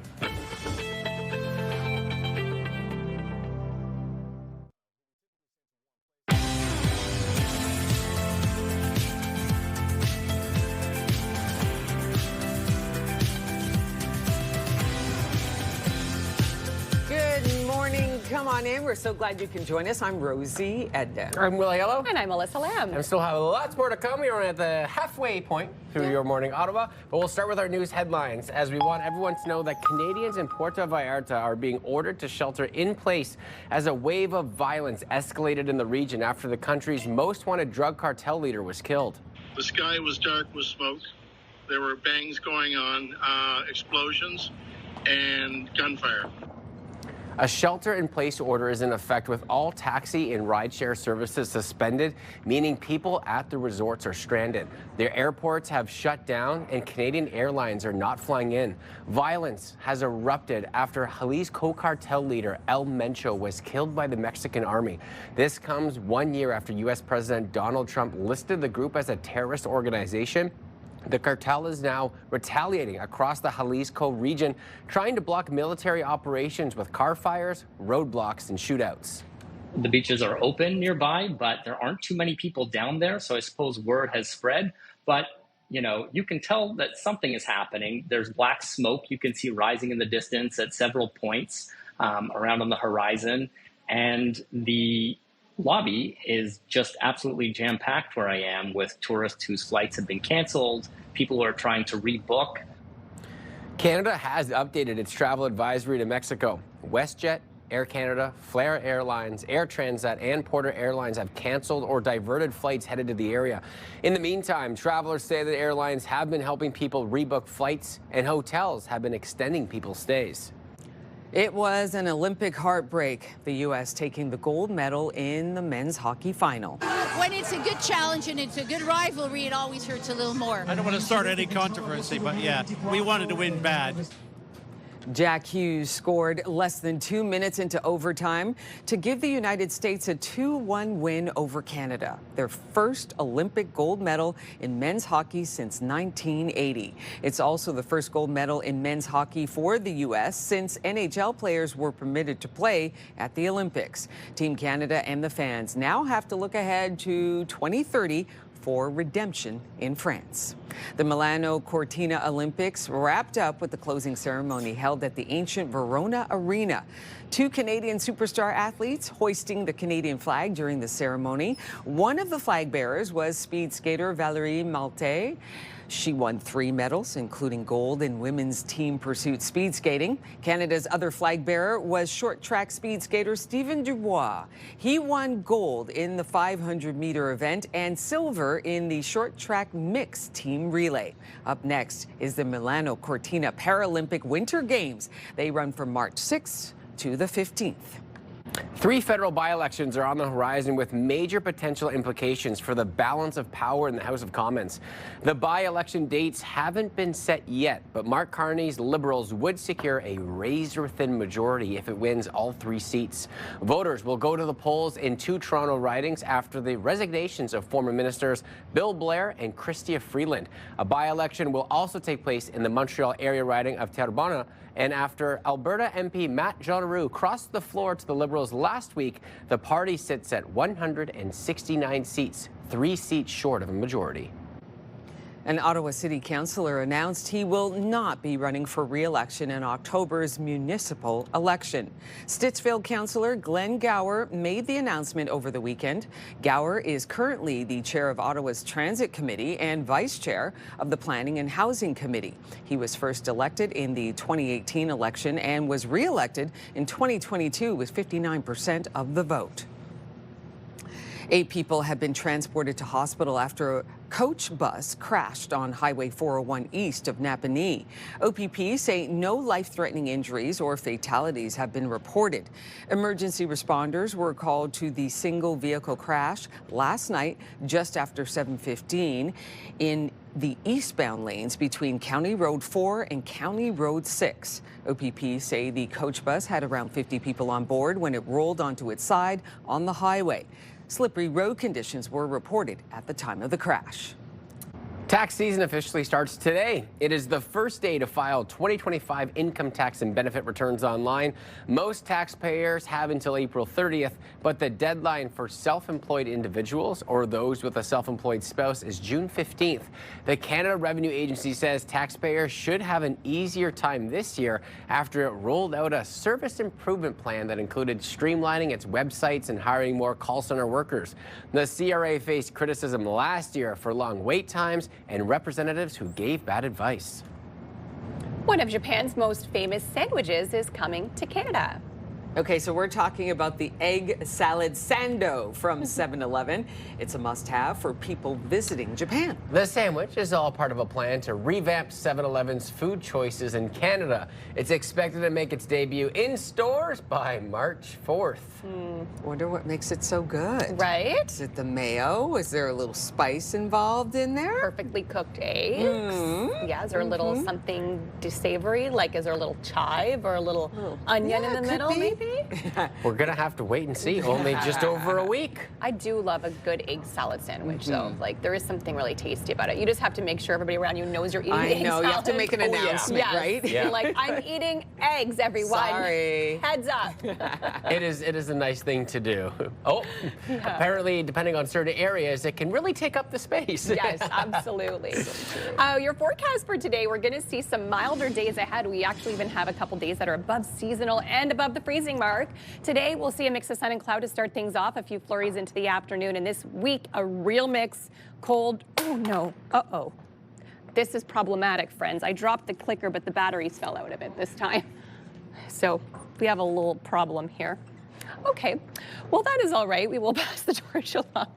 Someone could go fix this for me, and I'll just tell you about the forecast. Sometimes these things happen, and apparently I'm very clumsy today and dropped the clicker. It feels like -12. These are temperatures with the wind chill here this hour, so it feels like -12 here in the city, -11 in Kingston. Right now, we're seeing cloudy conditions to start off your morning. A bit of sunshine out there as well. We will see that throughout the day ahead. Now, there is a chance we could see some scattered flurries kind of off and on throughout the day ahead. Starting around noon hour today, continuing until about midnight tonight, that's when we could see some scattered flurries. And then we have snow on the way for Wednesday. Yes, we're expecting about 5 centimeters of snow in total as we head into the day on Wednesday. Recess today is looking nice and mild throughout the morning. Temperatures hovering around -5, -4. We will see a mix of sun and cloud. A little bit cloudier late this afternoon. And again, we could see those chance of flurries, temperatures hovering around -1. Now, over the next couple of days, we will see a mixture of temperatures. Today staying quite mild. -1 for us here in the city. Same within Cornwall, Kempville, Brockville, Kingston, 0 for Trenton, -4 out in the valley as well as in Bancroft for today. Similar temperatures throughout most of the region into the afternoon. -4 is also the high in Petawawa. -1 is your daytime high in Gatineau. Over the next 5 days, yes, we will see a little fluctuation of temperatures. Cold tonight, dropping to -16. Staying chilly tomorrow. -13 is the daytime high. Mix of sun and clouds, so at least it's nice and sunny as we head into tomorrow. 1 degree for Wednesday, very mild. And then as we head into Thursday, Friday, temperatures still staying nice and mild. On your roads this morning, we do have volume building eastbound on the 417 between the 416 split, westbound on the 174. Slowdowns at the 10th line to Montreal Road this hour. Traffic brought to you by Presler Injury Lawyers. 1-800-JUSTICE. You could have a perfect conversation going until someone says one word wrong. Here's Ashley and Gord from the Morning Pickup on Pure Country 94 talking about mispronunciations that drive you up the wall. Over the weekend, I was at a museum with my family and walking around, and I am looking at all the exhibits, right? Mm-hmm. There's a dad there with his son. And he is explaining something to his son, as most parents do when you're at the museum. The kids always have a lot of questions. Of course. And I overhear this man telling his kid that that is an artifact from the Ramen Empire. Ramen as in like ramen noodles. So close, but yet so far. Now, I didn't really correct him. What I did do, though, in a big, loud voice was explain to my daughter about the Roman Empire. There it is. So there's got to be like weird things that you've heard someone say or mispronounce, and we're getting you to add to the list by text at 54321. We got one from Jordan. When people say Pacific instead of specific. Oh, it's not. We're not talking about the ocean. We're talking specifically, not pacifically. And they say confidently, like they know that they're saying it right. And we have Brittany standing by. Weirdest thing you've ever heard someone pronounce? Espresso. No. Oh, that one drives me nuts. Do not get me started with espresso. You know, it's espresso. I've gone to the point, I don't know about you, but I've gone to the point where I used to stay quiet, and now I'm so vocal when anyone screws that up, because I feel like we've said it enough times. Like it's we all know there's no X in espresso, it's right? on the menu. It's an S. Espresso. Okay. But Ashley, you did the best thing with the Roman situation where you just said, you know what, I'm just going to correct him in my own way and make it loud so he hears. Right? It was sort of like, oh, over here we have the Roman Empire artifacts. You know, it was subtle, but it wasn't. Exactly. He needed to know. That's awesome. And I made sure that he knew. It was perfect. That's a good conversation. I mean, sometimes it can be tricky, but there are some. Sure. What about schedule instead of schedule? Yeah, that's, I guess, if you're from the UK, they'll say it like that. What about this word? This is funny.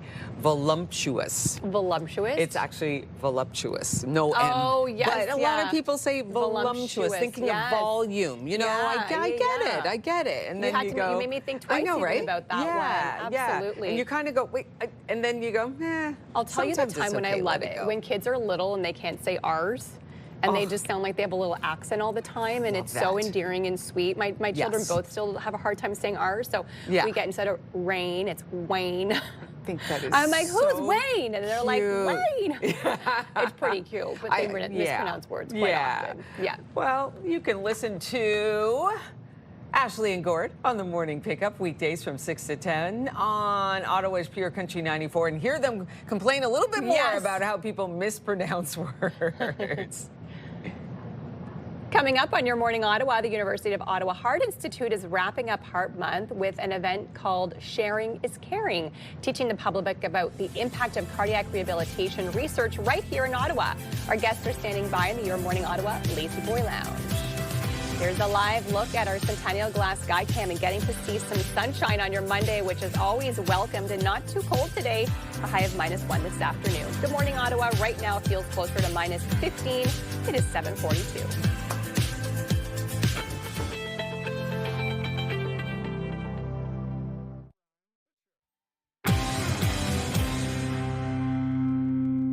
Welcome back. The University of Ottawa will hold its Heart Month annual event that's happening this Thursday. And here to talk about that event, what it entails, is Dr. Karen Bouchard and Stephen Stewart. We got to talk to them about this event and about the journey that Stephen Stewart is on with the Ottawa Heart Institute. Good morning to you both. Good morning. Good morning to you. Hey, here we are. We're not done with February. February is Heart Health Month. Yeah. And there's a really special event happening on Thursday. Can you tell us about it? Yeah, so it's our third annual Sharing is Caring event, and it's happening at 7:15 at the Ottawa Heart Institute. And the purpose of the event is for scientists to share their research in an engaging and accessible way to patients, caregivers, and members of the public. So we're going to be talking about family-centered care, the role of artificial intelligence in heart failure care, and caregiving. So those are the topics that we're discussing. And then after that, there's educational booths where people of the community can come over and talk to researchers. And then we have a fireside chat, which will involve, actually Stephen will be there as one of the panelists, and the CEO of the Heart Institute, Dr. Rob Beedlands, and we're going to talk about the future of research at the Heart Institute. So Dr. Bouchard just talked about caring. You were in the care of the Ottawa Heart Institute. You're going to be talking about that and sharing your experience. Can you share a little bit of your experience with us now, Stephen? Sure. Yeah, I was diagnosed with atrial fibrillation 17 years ago, and at first it was something that was manageable by drugs, and it didn't intrude into one's life too much. But then after a while, the condition deteriorated because it's a congenital disease that gets worse over time, it degenerates. So it's getting worse and more difficult to have a normal life. So eventually I had surgery at the Heart Institute, and post-surgery I had to do I volunteered to do the 12-week rehab program, which was transformational. I mean, the surgery was transformational, but the rehab was as well, because when people make incisions into your heart and sew it back together again, you're kind of a little bit nervous about doing too much exercise in case it kind of, does something. And to be in a program where they're actually pushing you because they're monitoring you all the time and making sure that everything's fine, it gives you the confidence that you can actually go back to having a normal life and do more exercise than you'd been doing previously. Yeah. So from that point of view, it was really transformational. That's incredible to hear that story. Dr. Bouchard, why is it so important for us, the public, to come to this event and to hear a story like this and to learn about the different events that are happening and procedures and research that's going on at the University of Ottawa Heart Institute? Yeah, I think it's important for many reasons. The first is that a lot of patients and caregivers and members of the public are actually involved in our research. So we owe it to them to be able to explain what the results are from our studies. I think secondly, we want to be able to mobilize the study results as much as we can. And it's very difficult to do that when all the research is, hidden behind sort of paywalls and, only presented at medical conferences. So it's really important that we find ways to connect in other ways. I also think it's really important for us to start building bridges between the scientific community and with the community. So it builds up a lot more trust. Oh, okay. And how can folks find out more information and maybe even get information on how to attend? Yeah, so it's on the ottawaheart.ca website. Okay. You can look at Sharing is Caring, and you can register either online or in person. Stephen, you talked about the journey. How are you feeling now? I feel fine, and I'm exercising and being engaged with the Heart Institute at the moment, and continuing that journey is really inspiring to listen to the research that's being done, because I know that I was talking to Karen earlier. When I was going through that, I had a young daughter and I didn't know how to explain to her what I was going through. So when you go in for surgery, you're not quite sure what the outcome's going to be. So trying to communicate that to a 10-year-old, and then I was mentioning to Karen, her current research is about that. And understanding how to communicate these things to children so that their expectations are managed better and they're not sort of taking all the anxiety inside them, which is what my daughter is. So for me, it's a really powerful thing. And it's non-scientific in terms of the surgical side, but in terms of the more social side of the science, it's really powerful and important. Many levels of care that we're talking about here. Sharing is Caring is the event happening on Thursday. Dr. Bouchard and Stephen, thank you so much for coming on, talking about your story and talking about this event. The more that we know, the better. Information is certainly power, isn't it? For sure, yeah. Thank you both so much. Thank you. Melissa. Coming up on Your Morning Ottawa, today is known as National Play Tennis Day. We learn about how you can try tennis yourself right here in Ottawa. That's coming up in the 8 o'clock hour.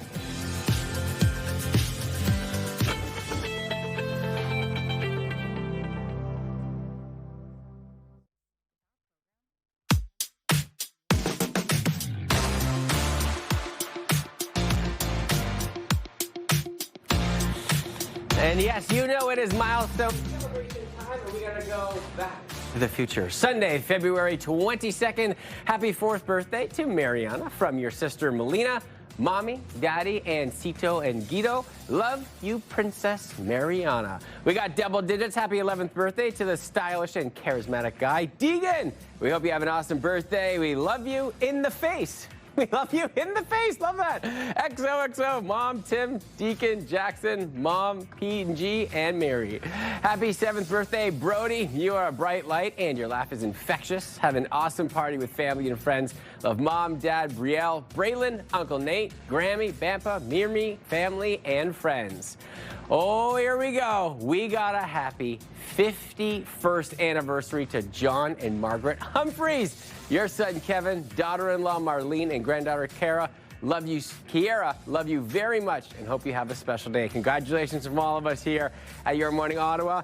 Back to milestones, birthday-wise. Happy 8th birthday to Rosalie, who celebrated her birthday yesterday with love from Mama, Papa, and little brother Samuel.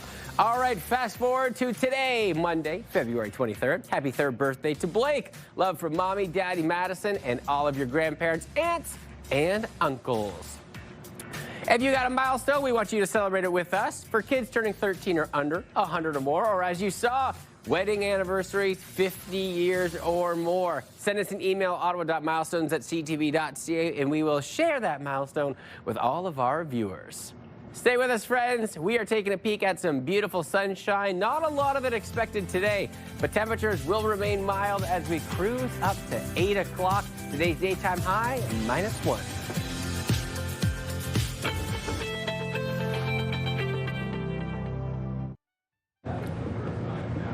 It's Monday, February 23rd. We came down to the lobby and we saw the fires were pretty much all around the city, but we didn't really know what was happening. Canadians told to shelter in place in Puerto Vallarta, Mexico, after the killing of a cartel boss leads to an eruption of violence.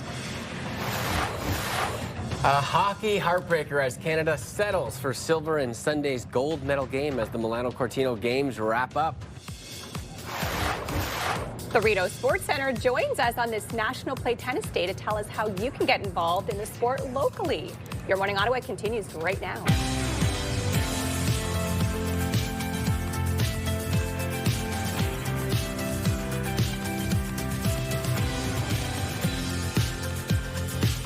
Good morning. Hope your morning is going well. I'm Rosie Edda. I'm Will Yellow. And I'm Melissa Lamb. We got 1 hour left. We're going to talk about a little bit of heartbreak that we have on, but we also have some breaking news we want to make sure that everyone's aware of.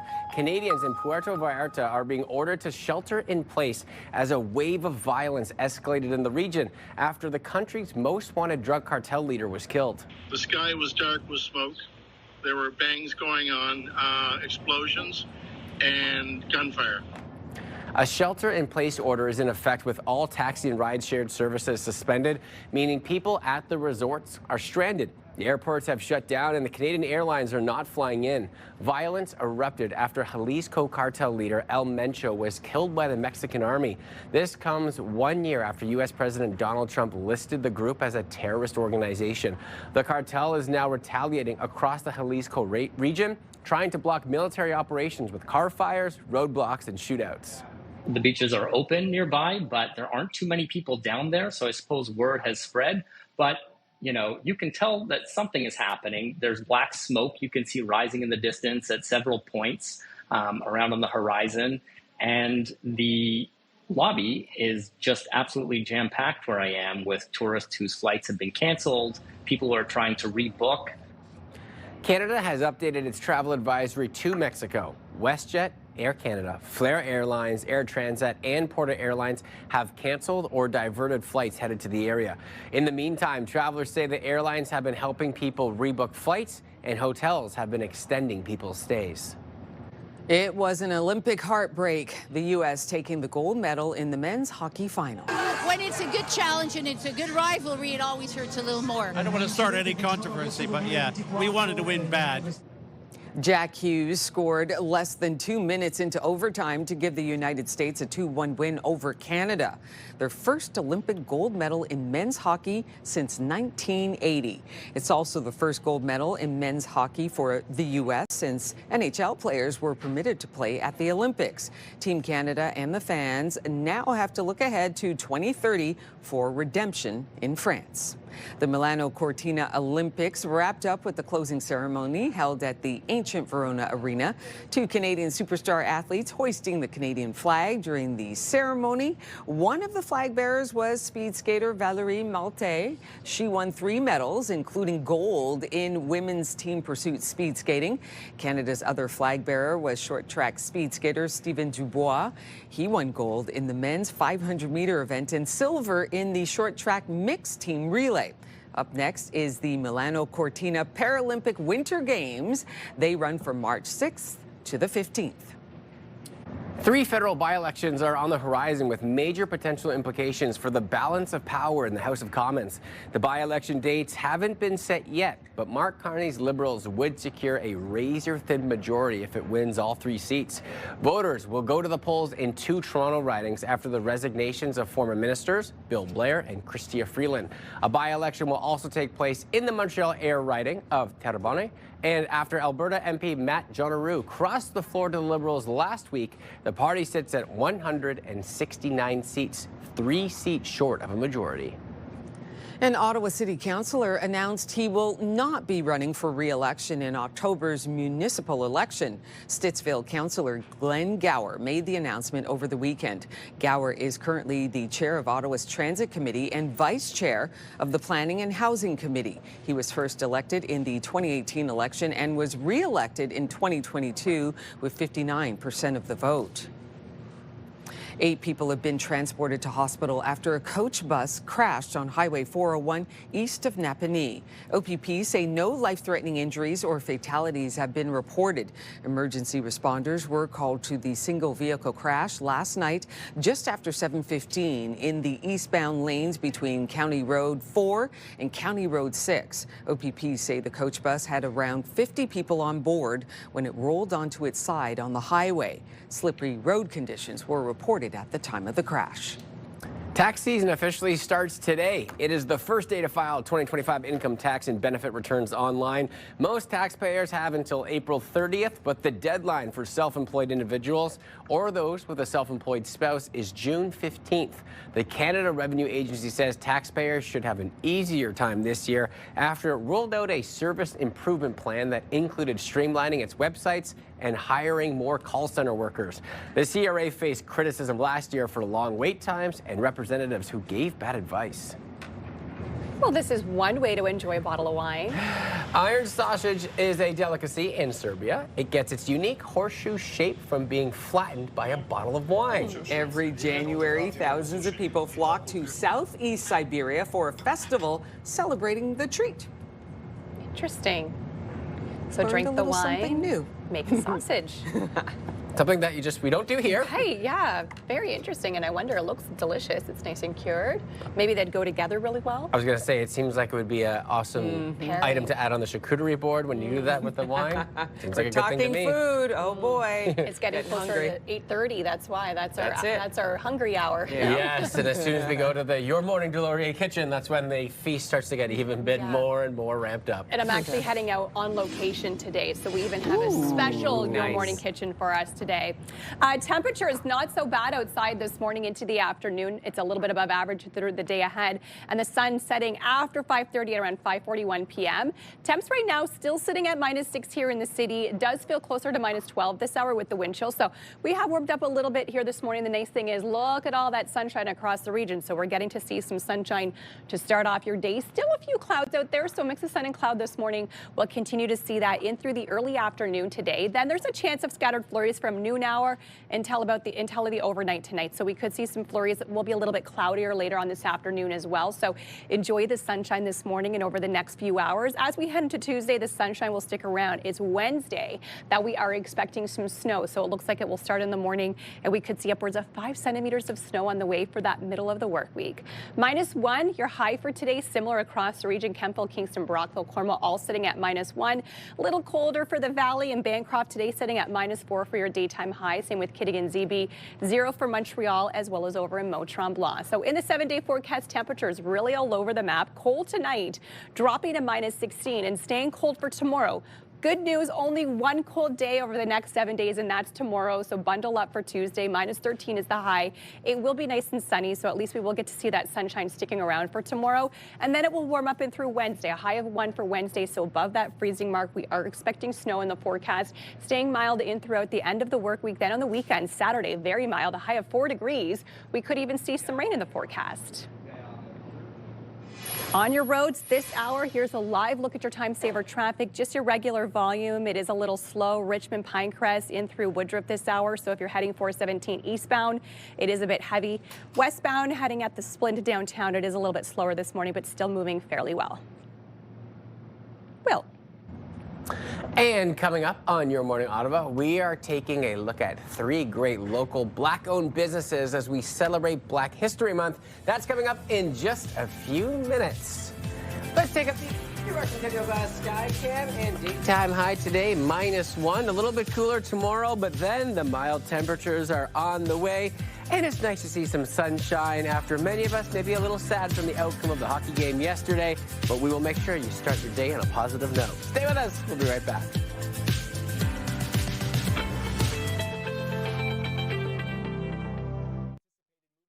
Today's snow report brought to you by Centre Volage. Rediscover the new Volage. Well, the ski hills will be very pleased with Mother Nature providing us with another dumping over the course of the weekend. Vorlage looking very good. 100% of the lifts open and just 1 run shy of 100%. If you're looking at the ski hills across the board, here's a little snip shot for you. Camp Fortune, 5 of 7. Runs looking very good, 17 of 27. Edelweiss, only 2 of 5. Runs are looking very good at Mont Cascade, 20 of 21. Calabogie Peaks, 100% on the lift front. A little shy of the runs, but a great couple of days to get out on the slopes. Hi, I'm Andre here at Centre Volage. I invite you to come enjoy our 24 trails, including alpine touring, snowshoeing, and fat biking. Centre Volage, Wakefield's Playground. And we are back with another live local shopping spree today, celebrating Black-owned businesses in the capital. And today we're beginning with Ikram Ahmed from CTV Organic Skincare. Good morning to you. Good morning. So great to have you here. Tell us a little bit about your business. Okay, so like you said, my name is Ikram Ahmed. I am the CEO and founder of CTV Organic Skin. CTV Organic Skin is rooted in tradition, but also created based on my postpartum experience when it comes to skin and hair care. We know the beauty industry, it's a billion-dollar industry, but women just cannot find anything that's truly natural and safe for themselves and their babies. And this is why I created. Oh my goodness, this products. is wonderful. So tell us about some of the ingredients you use, because I can see a lot of natural. Yes, so actually all my ingredients are based on this, which is Cassel powder. It's in a powder form, but it comes from a tree in East Africa. And women from that region have been using it for a very long time. It has anti-aging components, but it also helps with hyperpigmentation, acne, pimples, helps with scalp issues, and you can use it as a body wash. Wow, so we create so many benefits. Yeah. And so does it come in a powder form? Yes, it comes in a powder form, and we also created them in soap form. Okay. And cleansers as well. Okay, and a cleanser. Wow, this is incredible. So it's like a very powerful ingredient. That's right. What are some of the other ingredients you use? Is this turmeric I'm seeing down here as well? So that's turmeric. So every ingredient that I use has a purpose. So everything helps solve an issue that a woman or a man has. Yeah. So the oils here, some of them are just to kind of help you moisturize your skin. Some are to target some issues such as hyperpigmentation and dark spots and acne. And then, of course, we have our oils for our hair. Wow, it just has lavender inside? It has lavender inside. So beautiful. And everything is all infused by the purest ingredients that you can find. I love that. It's so beautiful. And where can people find your products? So you can find my products at the Hub Market Cafe here at the Bauer Market, but also on my website, cityorganicskin.ca. Wonderful. Well, thank you so much for joining us today. You. Up next, we have Nagad here with some beautiful pieces. Tell me about your jewelry business. Hello, good morning. So I make primarily polymer clay jewelry. Okay. And a lot of the designs and the shapes are very much inspired by my East African roots. I love that. Yeah. And how did you get into designing jewelry? You know what? What really inspired me is my love for bold statement pieces. Yes. But I always had a problem with my ear sensitivity and the weight. Yes. So when I came across this material, it helped me get the design and the shape and the boldness that I liked without the weight. Right. It is very lightweight. Like even on this plaque, it's still very, very lightweight. So maybe I'll pick up this one down here. Yeah. Oh, stunning. That is very lightweight. I think a lot of us suffer with that problem. So tell us about the inspiration for this piece here.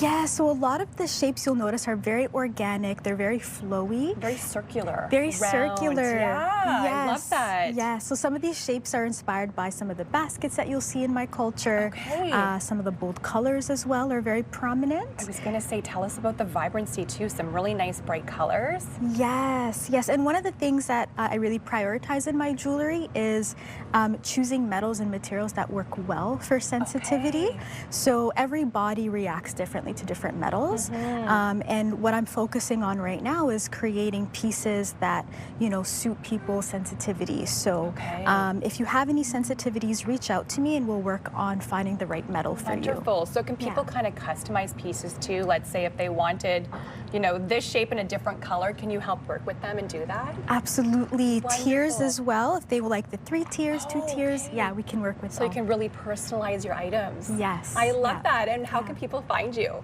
So I sell my pieces at the Hub Market Cafe here in the Byward.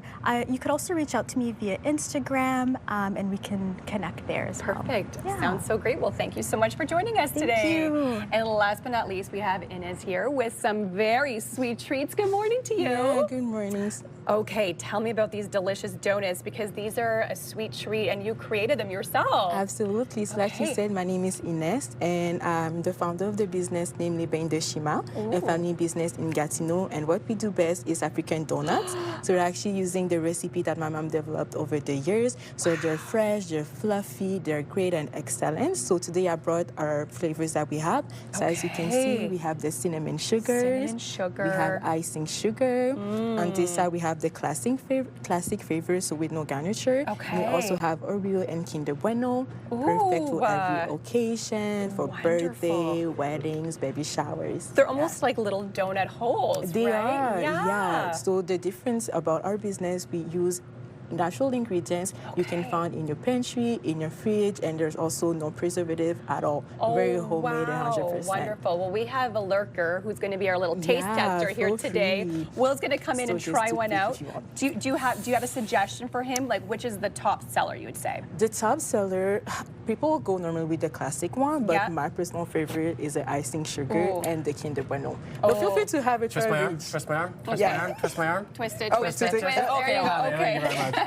I want to see what the center looks like, so you have to bite that. I want to see if it's nice and it looks so chewy. Oh yeah, it's nice and fluffy. Oh, beautiful. That was the right one. No wonder this is a fan favorite. Incredible. Oh, that's good. So good. Oh my goodness. I'm going for another one. Okay, you enjoy your donut. And where can people find you for more information? Of course, so people can find us online at bendeshima.ca or also our social media or by phone directly. So to place an order, we do by pre-order to ensure the freshness of it. Gone. Yeah. And gone. And he's going for number 2. Are you going to free try to the grab. chocolate one? It's Bueno, you said? Yeah, Kinder Bueno Kinder and Oreo. Bueno. Oh, Or I mean- cookies and cream. Oh yeah, you know what? I'm a cookies and cream guy. Yeah, that looks pretty delicious. Oh, he's going for it. He's going for it. Well, maybe we'll share them with everybody else, Will. Of course. Don't eat the whole plate. No.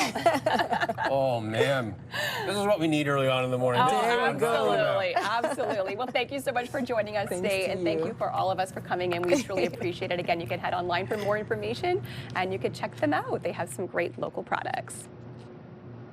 Here's a live look at our sky cam on George Street this morning. Will's stuffing his face, so I'll tell you what it looking like outside.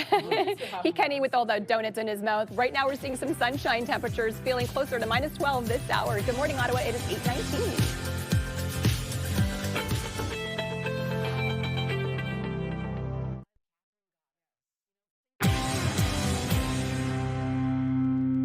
Welcome back, everybody. To celebrate Black History Month, Ottawa Mayor Mark Sutcliffe presented Winston Cumberbatch with a certificate of recognition for breaking barriers as the first Black employee and paving the way toward equality and representation at OC Transpo in the 1960s.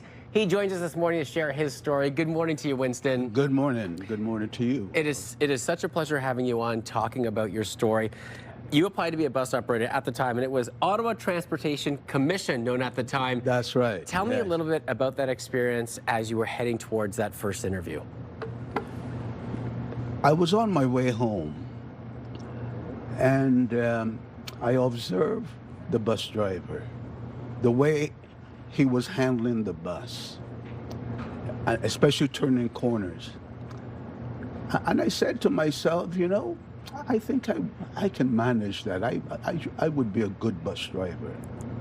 And that's when the thought started. So that's when it came in. You said, you know what? I feel like we could do a better job about driving this bus here. And you know what? Actually, we have here, this is actually the photo on that interview day here to your left. So this is you dressed up for that particular interview. Exactly, yes, yes. And you know, so obviously that's the reason you decided to employ, and then you got the job. What was it like being the first Black employee of the company? Because it wasn't just the bus driver, but actually of the company itself. I can recall that first morning. I walked into the operators section, and all eyes were on me, being the first Black employee. But I had that confidence that I'll be okay. You know, it wasn't intimidating. It wasn't intimidating. And I had that confidence that I would be an asset to OC Transpo. And the rest is history, really. You know, it's so amazing when you take a look at those steps because, like you said, you had confidence while you were in the role, and you must have dealt with so many things that people hadn't because they hadn't been in a position like that. When you looked around you to your family and your friends, did you see the inspiration that sparked from you taking on that job? You see, I realized that this was a secure job, and I was looking for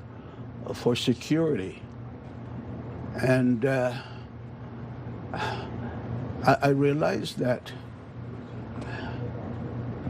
this company was exactly the company that I wanted to be a part of. And it's great. You know, very recently you've been recognized by Mayor Mark Sutcliffe. Can you tell me about what that must have meant to you to be recognized by him? But that was awesome, actually. That was really awesome. In fact, I was overwhelmed being at City Hall and meeting the mayor and also the councilors. I was really overwhelmed. Yes.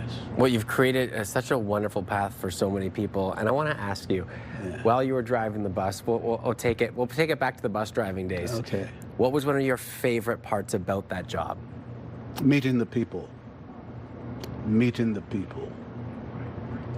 And making sure that they reach their destination in safety. Because it's a great responsibility being a bus driver. It's a great, because you're driving human beings.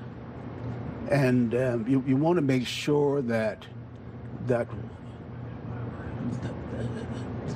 your passengers are safe when they're getting on the bus and when they are alighting from the bus. You want to make sure that your passengers are safe. The safety of your passengers is paramount, actually. Yeah. Well, so amazing, Winston. Yeah.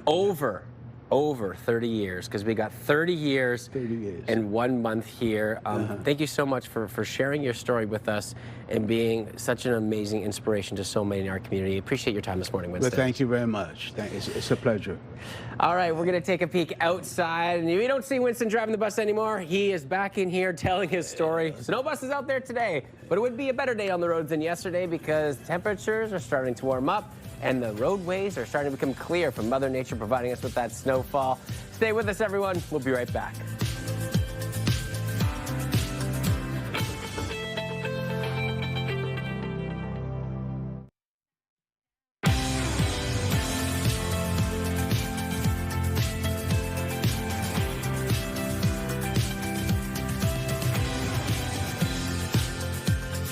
Good morning. Welcome. Hope your morning is starting off really well. I'm Rosie Edda. I'm Will Aiello. Melissa has gone to our on-location shoot, so she'll be joining us shortly. I'll have the weather forecast coming up for you, but we're going to get right into our news headlines, Rosie. Canadians in Puerto Vallarta are being ordered to shelter in place as a wave of violence escalated in the region after the country's most wanted drug cartel leader was killed. The sky was dark with smoke. There were bangs going on, explosions, and gunfire. A shelter-in-place order is in effect with all taxi and ride-share services suspended, meaning people at the resorts are stranded. The airports have shut down, and Canadian airlines are not flying in. Violence erupted after Jalisco cartel leader El Mencho was killed by the Mexican army. This comes 1 year after U.S. President Donald Trump listed the group as a terrorist organization. The cartel is now retaliating across the Jalisco region, trying to block military operations with car fires, roadblocks, and shootouts. The beaches are open nearby, but there aren't too many people down there, so I suppose word has spread. But you know, you can tell that something is happening. There's black smoke you can see rising in the distance at several points around on the horizon. And the lobby is just absolutely jam-packed where I am with tourists whose flights have been canceled, people who are trying to rebook. Scary sights there. Canada has updated its travel advisory to Mexico. WestJet, Air Canada, Flair Airlines, Air Transat, and Porter Airlines have canceled or diverted flights headed to the area. In the meantime, travelers say the airlines have been helping people rebook flights, and hotels have been extending people's stays. In sports, it was an Olympic heartbreak, the U.S. taking the gold medal in the men's hockey final. When it's a good challenge and it's a good rivalry, it always hurts a little more. I don't want to start any controversy, but yeah, we wanted to win bad. Jack Hughes scored less than 2 minutes into overtime to give the United States a 2-1 win over Canada, their first Olympic gold medal in men's hockey since 1980. It's also the first gold medal in men's hockey for the U.S. since NHL players were permitted to play at the Olympics. Team Canada and the fans now have to look ahead to 2030 for a redemption in France. The Milano Cortina Olympics wrapped up with the closing ceremony held at the ancient Verona Arena. 2 Canadian superstar athletes hoisting the Canadian flag during the ceremony. One of the flag bearers was speed skater Valerie Malte. She won 3 medals, including gold in women's team pursuit speed skating. Canada's other flag bearer was short track speed skater Stephen Dubois. He won gold in the men's 500-meter event and silver in the short track mixed team relay. Up next is the Milano Cortina Paralympic Winter Games. They run from March 6th to the 15th. 3 federal by-elections are on the horizon with major potential implications for the balance of the power in the House of Commons. The by-election dates haven't been set yet, but Mark Carney's Liberals would secure a razor-thin majority if it wins all 3 seats. Voters will go to the polls in 2 Toronto ridings after the resignations of former ministers Bill Blair and Chrystia Freeland. A by-election will also take place in the Montreal area riding of Terrebonne. And after Alberta MP Matt Jeaneroux crossed the Florida Liberals last week, the party sits at 169 seats, 3 seats short of a majority. An Ottawa City Councillor announced he will not be running for re-election in October's municipal election. Stittsville Councillor Glenn Gower made the announcement over the weekend. Gower is currently the chair of Ottawa's Transit Committee and vice chair of the Planning and Housing Committee. He was first elected in the 2018 election and was re-elected in 2022 with 59% of the vote. 8 people have been transported to hospital after a coach bus crashed on Highway 401 east of Napanee. OPP say no life-threatening injuries or fatalities have been reported. Emergency responders were called to the single vehicle crash last night just after 7:15 in the eastbound lanes between County Road 4 and County Road 6. OPP say the coach bus had around 50 people on board when it rolled onto its side on the highway. Slippery road conditions were reported at the time of the crash. Tax season officially starts today. It is the first day to file 2025 income tax and benefit returns online. Most taxpayers have until April 30th, but the deadline for self-employed individuals or those with a self-employed spouse is June 15th. The Canada Revenue Agency says taxpayers should have an easier time this year after it rolled out a service improvement plan that included streamlining its websites and hiring more call center workers. The CRA faced criticism last year for long wait times and representatives who gave bad advice. NASA is facing another setback with its mission to return to the moon. Yeah, after a problem was detected with its Artemis rocket, an issue with the helium flow in the upper stage may force the space agency to roll the rocket back into the hangar for repairs. That could mean the launch with Canadian astronaut Jeremy Hansen on board may not happen until at least early April. Can you imagine the astronauts when they get so close to that launch day and then they got to pull back? It's just an exercise in patience. I feel like that has to be a part of the training, right? Because when you look at that and then when you have things that are going wrong when you do these tests, that might also start to get into your head a little bit too, right? So I'm sure they have protocols set in place, but better safe than sorry, especially when you're doing anything like that, where you're headed into a rocket. So we like that, yeah, but that's a great frame of mind. We won't have anything to worry about when we take a look at the roads over the next day or so. Okay. We did see plenty of snowfall over the course of the weekend, but I think we have a bit of a break and a bit of a mix as we take a look at the next several days. Temperatures will be warming up. We do see at least a little bit of sunshine this morning. Temperatures will warm up, especially as we head into the weekend, but there is 1 or 2 cold overnight lows that we will get to. And some flurries might be returning, but we could see a little bit of a mix as well. As temperatures get above the freezing mark, we get maybe a mix of snowfall and some rain in there. Temperatures right now sitting at -3 in Pembroke, Ottawa at -5 in Kingston, -9 into Brockville. Then when you factor in the wind chill, feeling a little bit cooler this morning, but not that cold compared to what we've seen really over the last couple of months. Pembroke -9, -11 is what it feels like in Ottawa and Kingston. Little cooler in Brockville at -13. Trenton feeling like -6. There is some beautiful sunshine to enjoy right now. Still a little bit cloudy this afternoon with maybe some flurries trickling in. But for our Monday, it's looking very good, especially here in the capital over the next couple of days. After we fast forward, though, we start to look ahead into a little bit later into the week. as we get overnight into Wednesday morning. A chance for some snowfall will arrive overnight into our Wednesday morning commute, so we might see a little bit of disruptions there. As the day continues on, we could see some rainfall mixed in there depending on where those temperatures sit, but temperatures are likely to be a little bit above the freezing mark, so likely to get another blast of winter arriving Wednesday before those temperatures really start to warm up as we get closer towards the weekend. This is the warmest it gets today through our Monday, -4 in Bancroft and Ottawa, right at that freezing mark in Trenton, -1 into Ottawa. So many temperatures today, still feeling, I'll call it, worthy of a nice mild afternoon ahead. Petawawa at -4, Trumbull right at that freezing mark. Ski Hill's looking very good over the course of the weekend. Gatineau sitting at -1. Over the next week, a bit of everything in the forecast. A little bit cooler through the day tomorrow. Temperatures at -13, -15 overnight. Now, we talked about Wednesday and that snowfall that we could see a little bit of a messy mix due to the fact that those overnight lows are -15. A bit of a colder start towards Wednesday, but then we heat up to 1 degree. So as we start to see that cool transition go into some warmer weather, we start to maybe see a messy mix into the weekend ahead, but temperatures will stay mild as we get into the weekend. Weather brought to you by Yeckendorf Rashid. Experience, knowledge, and a commitment to excellence. And out on your roads this hour, a disabled vehicle eastbound on the 417 at Bronson has the right lane blocked. Some buildup eastbound on the 417 between Moody and Maitland. And then heading west on the Queensway, seeing slowdowns forming at St. Laurent until Nicholas. Westbound on the 174, slowing down till 10th line until Montreal Road. Let's take a peek outside through our Centennial Glass Sky Cam, and there's still that sunshine we get to enjoy. A reminder, -1 our daytime high. It is 8:39. We will be right back on your Monday.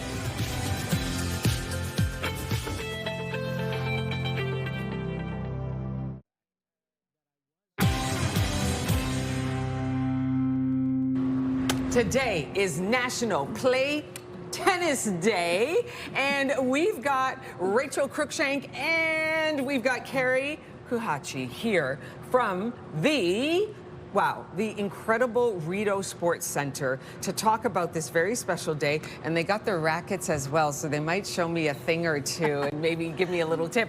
Good morning to you both. Morning, Rosie. Good morning. It's great to see you again, because I was at the RSC several months ago, and I was floored at the facility. I mean, you got everything there. Listen.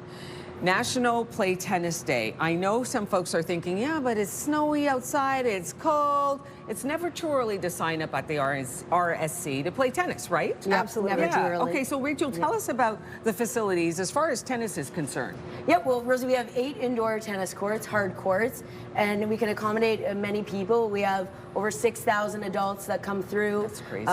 In a single year. We have tons of juniors. We have 93 full-time, high-performance competitive kids. So we try to accommodate as many people as possible, and just, 8 beautiful new indoor courts. Okay, now, Carrie, I want you to brag about the Rideau Sports Center, because you really do have to brag about it. I love the facility. It's for everyone, really. I mean, you might walk in and think, whoa, this is for the pros, but it doesn't matter. All levels of physical activity can come on in and sign up. Talk about how that works. Oh, absolutely. Okay. So one of the great things about RSC is that we believe tennis is for everyone. Okay. And in fact, last year we were honored with the top tennis facility in the nation because of our approach to tennis.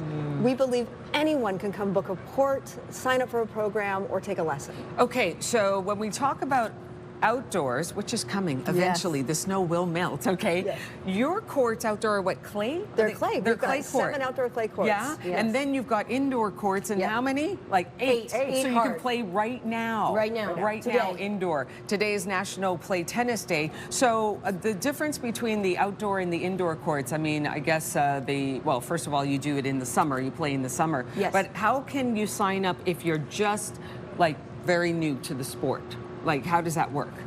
Well, it's pretty simple. Like, you can go to our website and get a ton of information. Okay. But we have a level from novice, which is like, or learn to play, which is very beginner, great. all Okay. the way up to, like, me. Yeah. Great. Rachel, talk about your background in tennis, please, just for a second. I went to a small college in Florida, played NCAA tennis, and then The rest is history. Yeah, and let me tell you, playing NCAA tennis is not, it's not an easy feat. It's not easy to get signed on and do that. So she does know a thing or two about tennis, which is absolutely amazing. And you do give tennis lessons as well, right? Yes, I do. Okay. Well, and the fun thing is, I'm the exact opposite. I didn't grow up playing tennis, learned how to play as an adult, and now play 3 to 4 times a week because it's absolutely addictive. Okay, can you show us your skills, Carrie and Well, Rachel? I think I might leave that to Rachel. I'll Rachel, give what are you gonna everyone show a us? free tip. Okay. So with your forehand, which is I'm a right-handed player, it's very simple. So all you need to do is feel like you're setting up with your racket up and your hand up. It's called high, low, high. High, down, make impact at your waist. Notice my strings are flat. And then you come up and you finish high again. You have to be very relaxed. So if you're a tense person, you gotta breathe. Okay, so breathe. high, low, high. And then that's Here, it. Rosie, try it with the racket. Swing really high, low, high. Okay, so high, low. Whoops, I don't want right to hit here. you. Low. High. High. There it is. And you got to finish off. And you finish up on the opposite side of your body. Opposite side. Yeah. Are you looking at the ball the whole time? Like when Yes. it's coming to you, Yes. eye on the ball, eyes on the ball, eyes on Absolutely. the ball. Both eyes on the ball, and Yeah. everything will feel like it's going slower. Really? Yes. You know, I want to take that ball right now and I want to smack it. Here, go for it. Just do it. Should I Go for try it. it? Should I try it? Okay. High, low, Okay, let me go. high. High, low, high. Okay, here we go. Ready? Yeah, do it, do Okay, so high, low, high. Amazing. Yes. Rachel, thank you so much. Carrie, Rosie. thank you so Yes. much. RSC, today is National Play Tennis Day. You're interested in playing a little tennis or signing up, you can do so. You can play inside right now. Right now. And Right then now. outdoors, you all are getting ready for the outdoor season. For the best which is season so ever. amazing. And then Yes. there's so many other activities and sports at the RSC. You got a pickleball league. Come you on got out. Yeah. right. You got a pool. Yeah. You got a lot Yeah. of things going on All there. you got to do is start. I like that. High, low, high. You all are awesome. Rachel, Carrie, thank you so Thank much. you, Rosie. Thank you so much. All right, now we're going to send it on over to Melissa, who is at YKO Chicken. Melissa, over to you.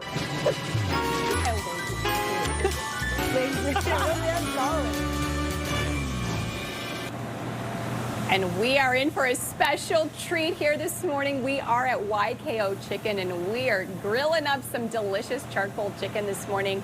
Ramada Koulibaly is joining us here today. Good morning to you. Good morning to you. Okay, we're watching your chef grill up this chicken. Please tell us a little bit about YKO Chicken. Okay, so initially YKO started with my dad like years ago. He was on Yeah. Charlotte Street. Then my mom took over. And then with the first generation to take over on this location at Tadozi. So now you have 2 locations. Yes.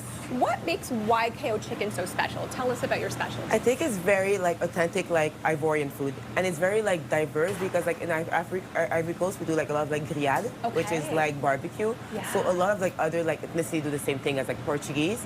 So I think that's why it's like very like just different. It's different, I but love it's like, that. also people can like associate with it. Okay, I'm excited to try the flavors because we have your chefs here. They've been cooking up all morning long. Tell us what we're seeing over here. These are plantains being cooked? Yes, so this is aluko. Aluko is the type of plantain we eat. We like it more ripped, so Okay. it's more sweet. Ooh, Yeah. and then you just fry them up We and they're fry ready them to up, go. exactly. I can't wait to try those. Those look absolutely Yes, delicious. And tell us about the barbecue because we saw your chef charcoaling up some chicken. Yes. What makes your chicken so special? It's very well marinated. So the Okay. marination process takes like seriously days. Days? So and then the way we cook it, it's almost like there's a way of doing it.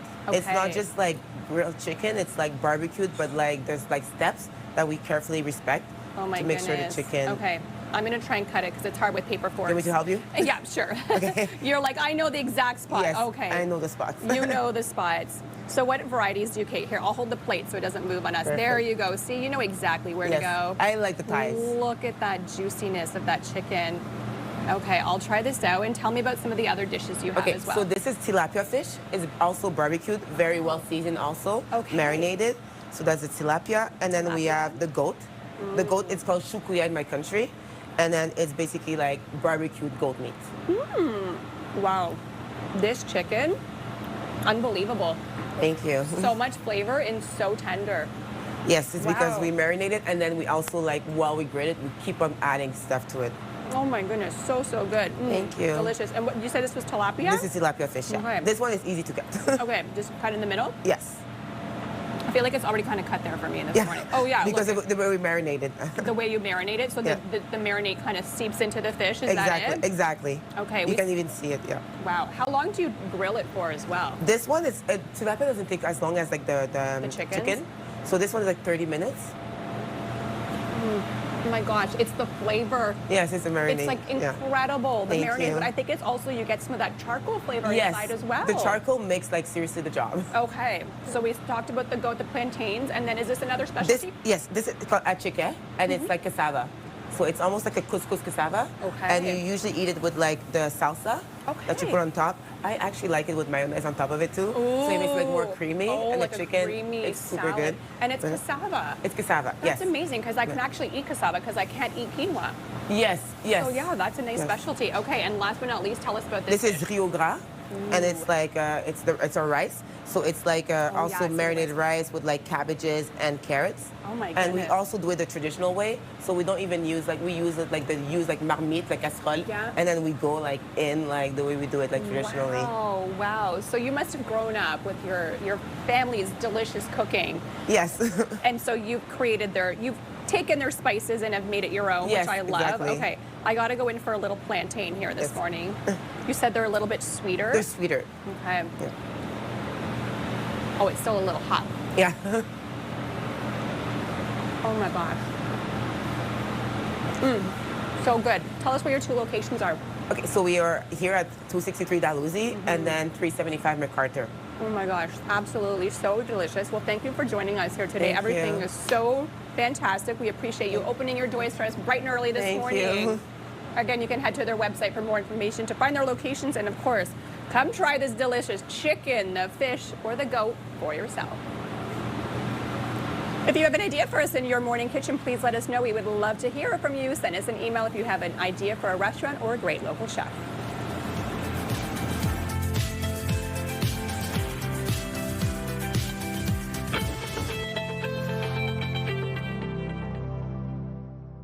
Saving lives is what they do. February is Heart Month, and together we can support the University of Ottawa Heart Institute in providing world-class cardiac care. For almost 50 years, our community has played a critical role in advancing the Institute's life-saving work. Your donation will support groundbreaking research, innovative patient care, education, and prevention. To learn more, visit FebruaryIsHeartMonth.ca. Proudly sponsored by CTV. Far side pass, and it's an early shot. He scores!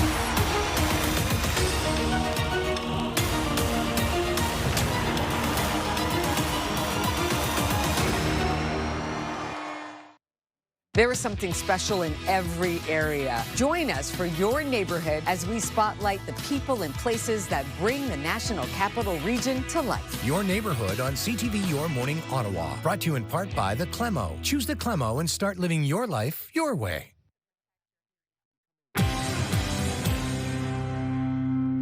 Welcome back, everybody. Just about a minute left on our show, and we want to highlight the wonderful people in our community because you were at a shoot in Bell's Corners. You got a little story to go with it. Yeah, it's so much fun. So I was at NY Hair and Beauty Warehouse on a shoot. You're going to see that coming up in just a few days, an amazing establishment. I come out of there, I'm getting into the CTV truck, and Super Dave comes along to say a big hello, and there he is. He said to say hello to everybody. He watches our show every single day. There he is, giving us all the thumbs up. Super Dave, we're so glad you watch our show, and I'm so glad that I got to bump into Super Dave that day. Super Dave. Look at his smile, right? Well, thanks for watching our show each and every day. And then Dave, we hope, that means he's watching right now. So there Dave, you go. Shout out to all of us here at Your Morning Ottawa. That's what makes this show so great is when we get to go into these communities. And with our new segment, Your Neighborhood, we're highlighting local businesses more than ever. And it's amazing because you get to meet people people while you're at those shoots. This is it, right? It's a beautiful thing. It's a beautiful city. Super Dave, have yourself a wonderful day, as well as all of you watching. Take good care and get ready because it is going to get a little cold tomorrow. Yeah, so today not bad. Not too bad. Overnight lows are a little bit on the cool side. A bit of a switch tomorrow as we drop down to our warmest of maybe -14, but it gets warmer from there. There you go. Good news for that. We'll see you right back here, 6 a.m. tomorrow morning.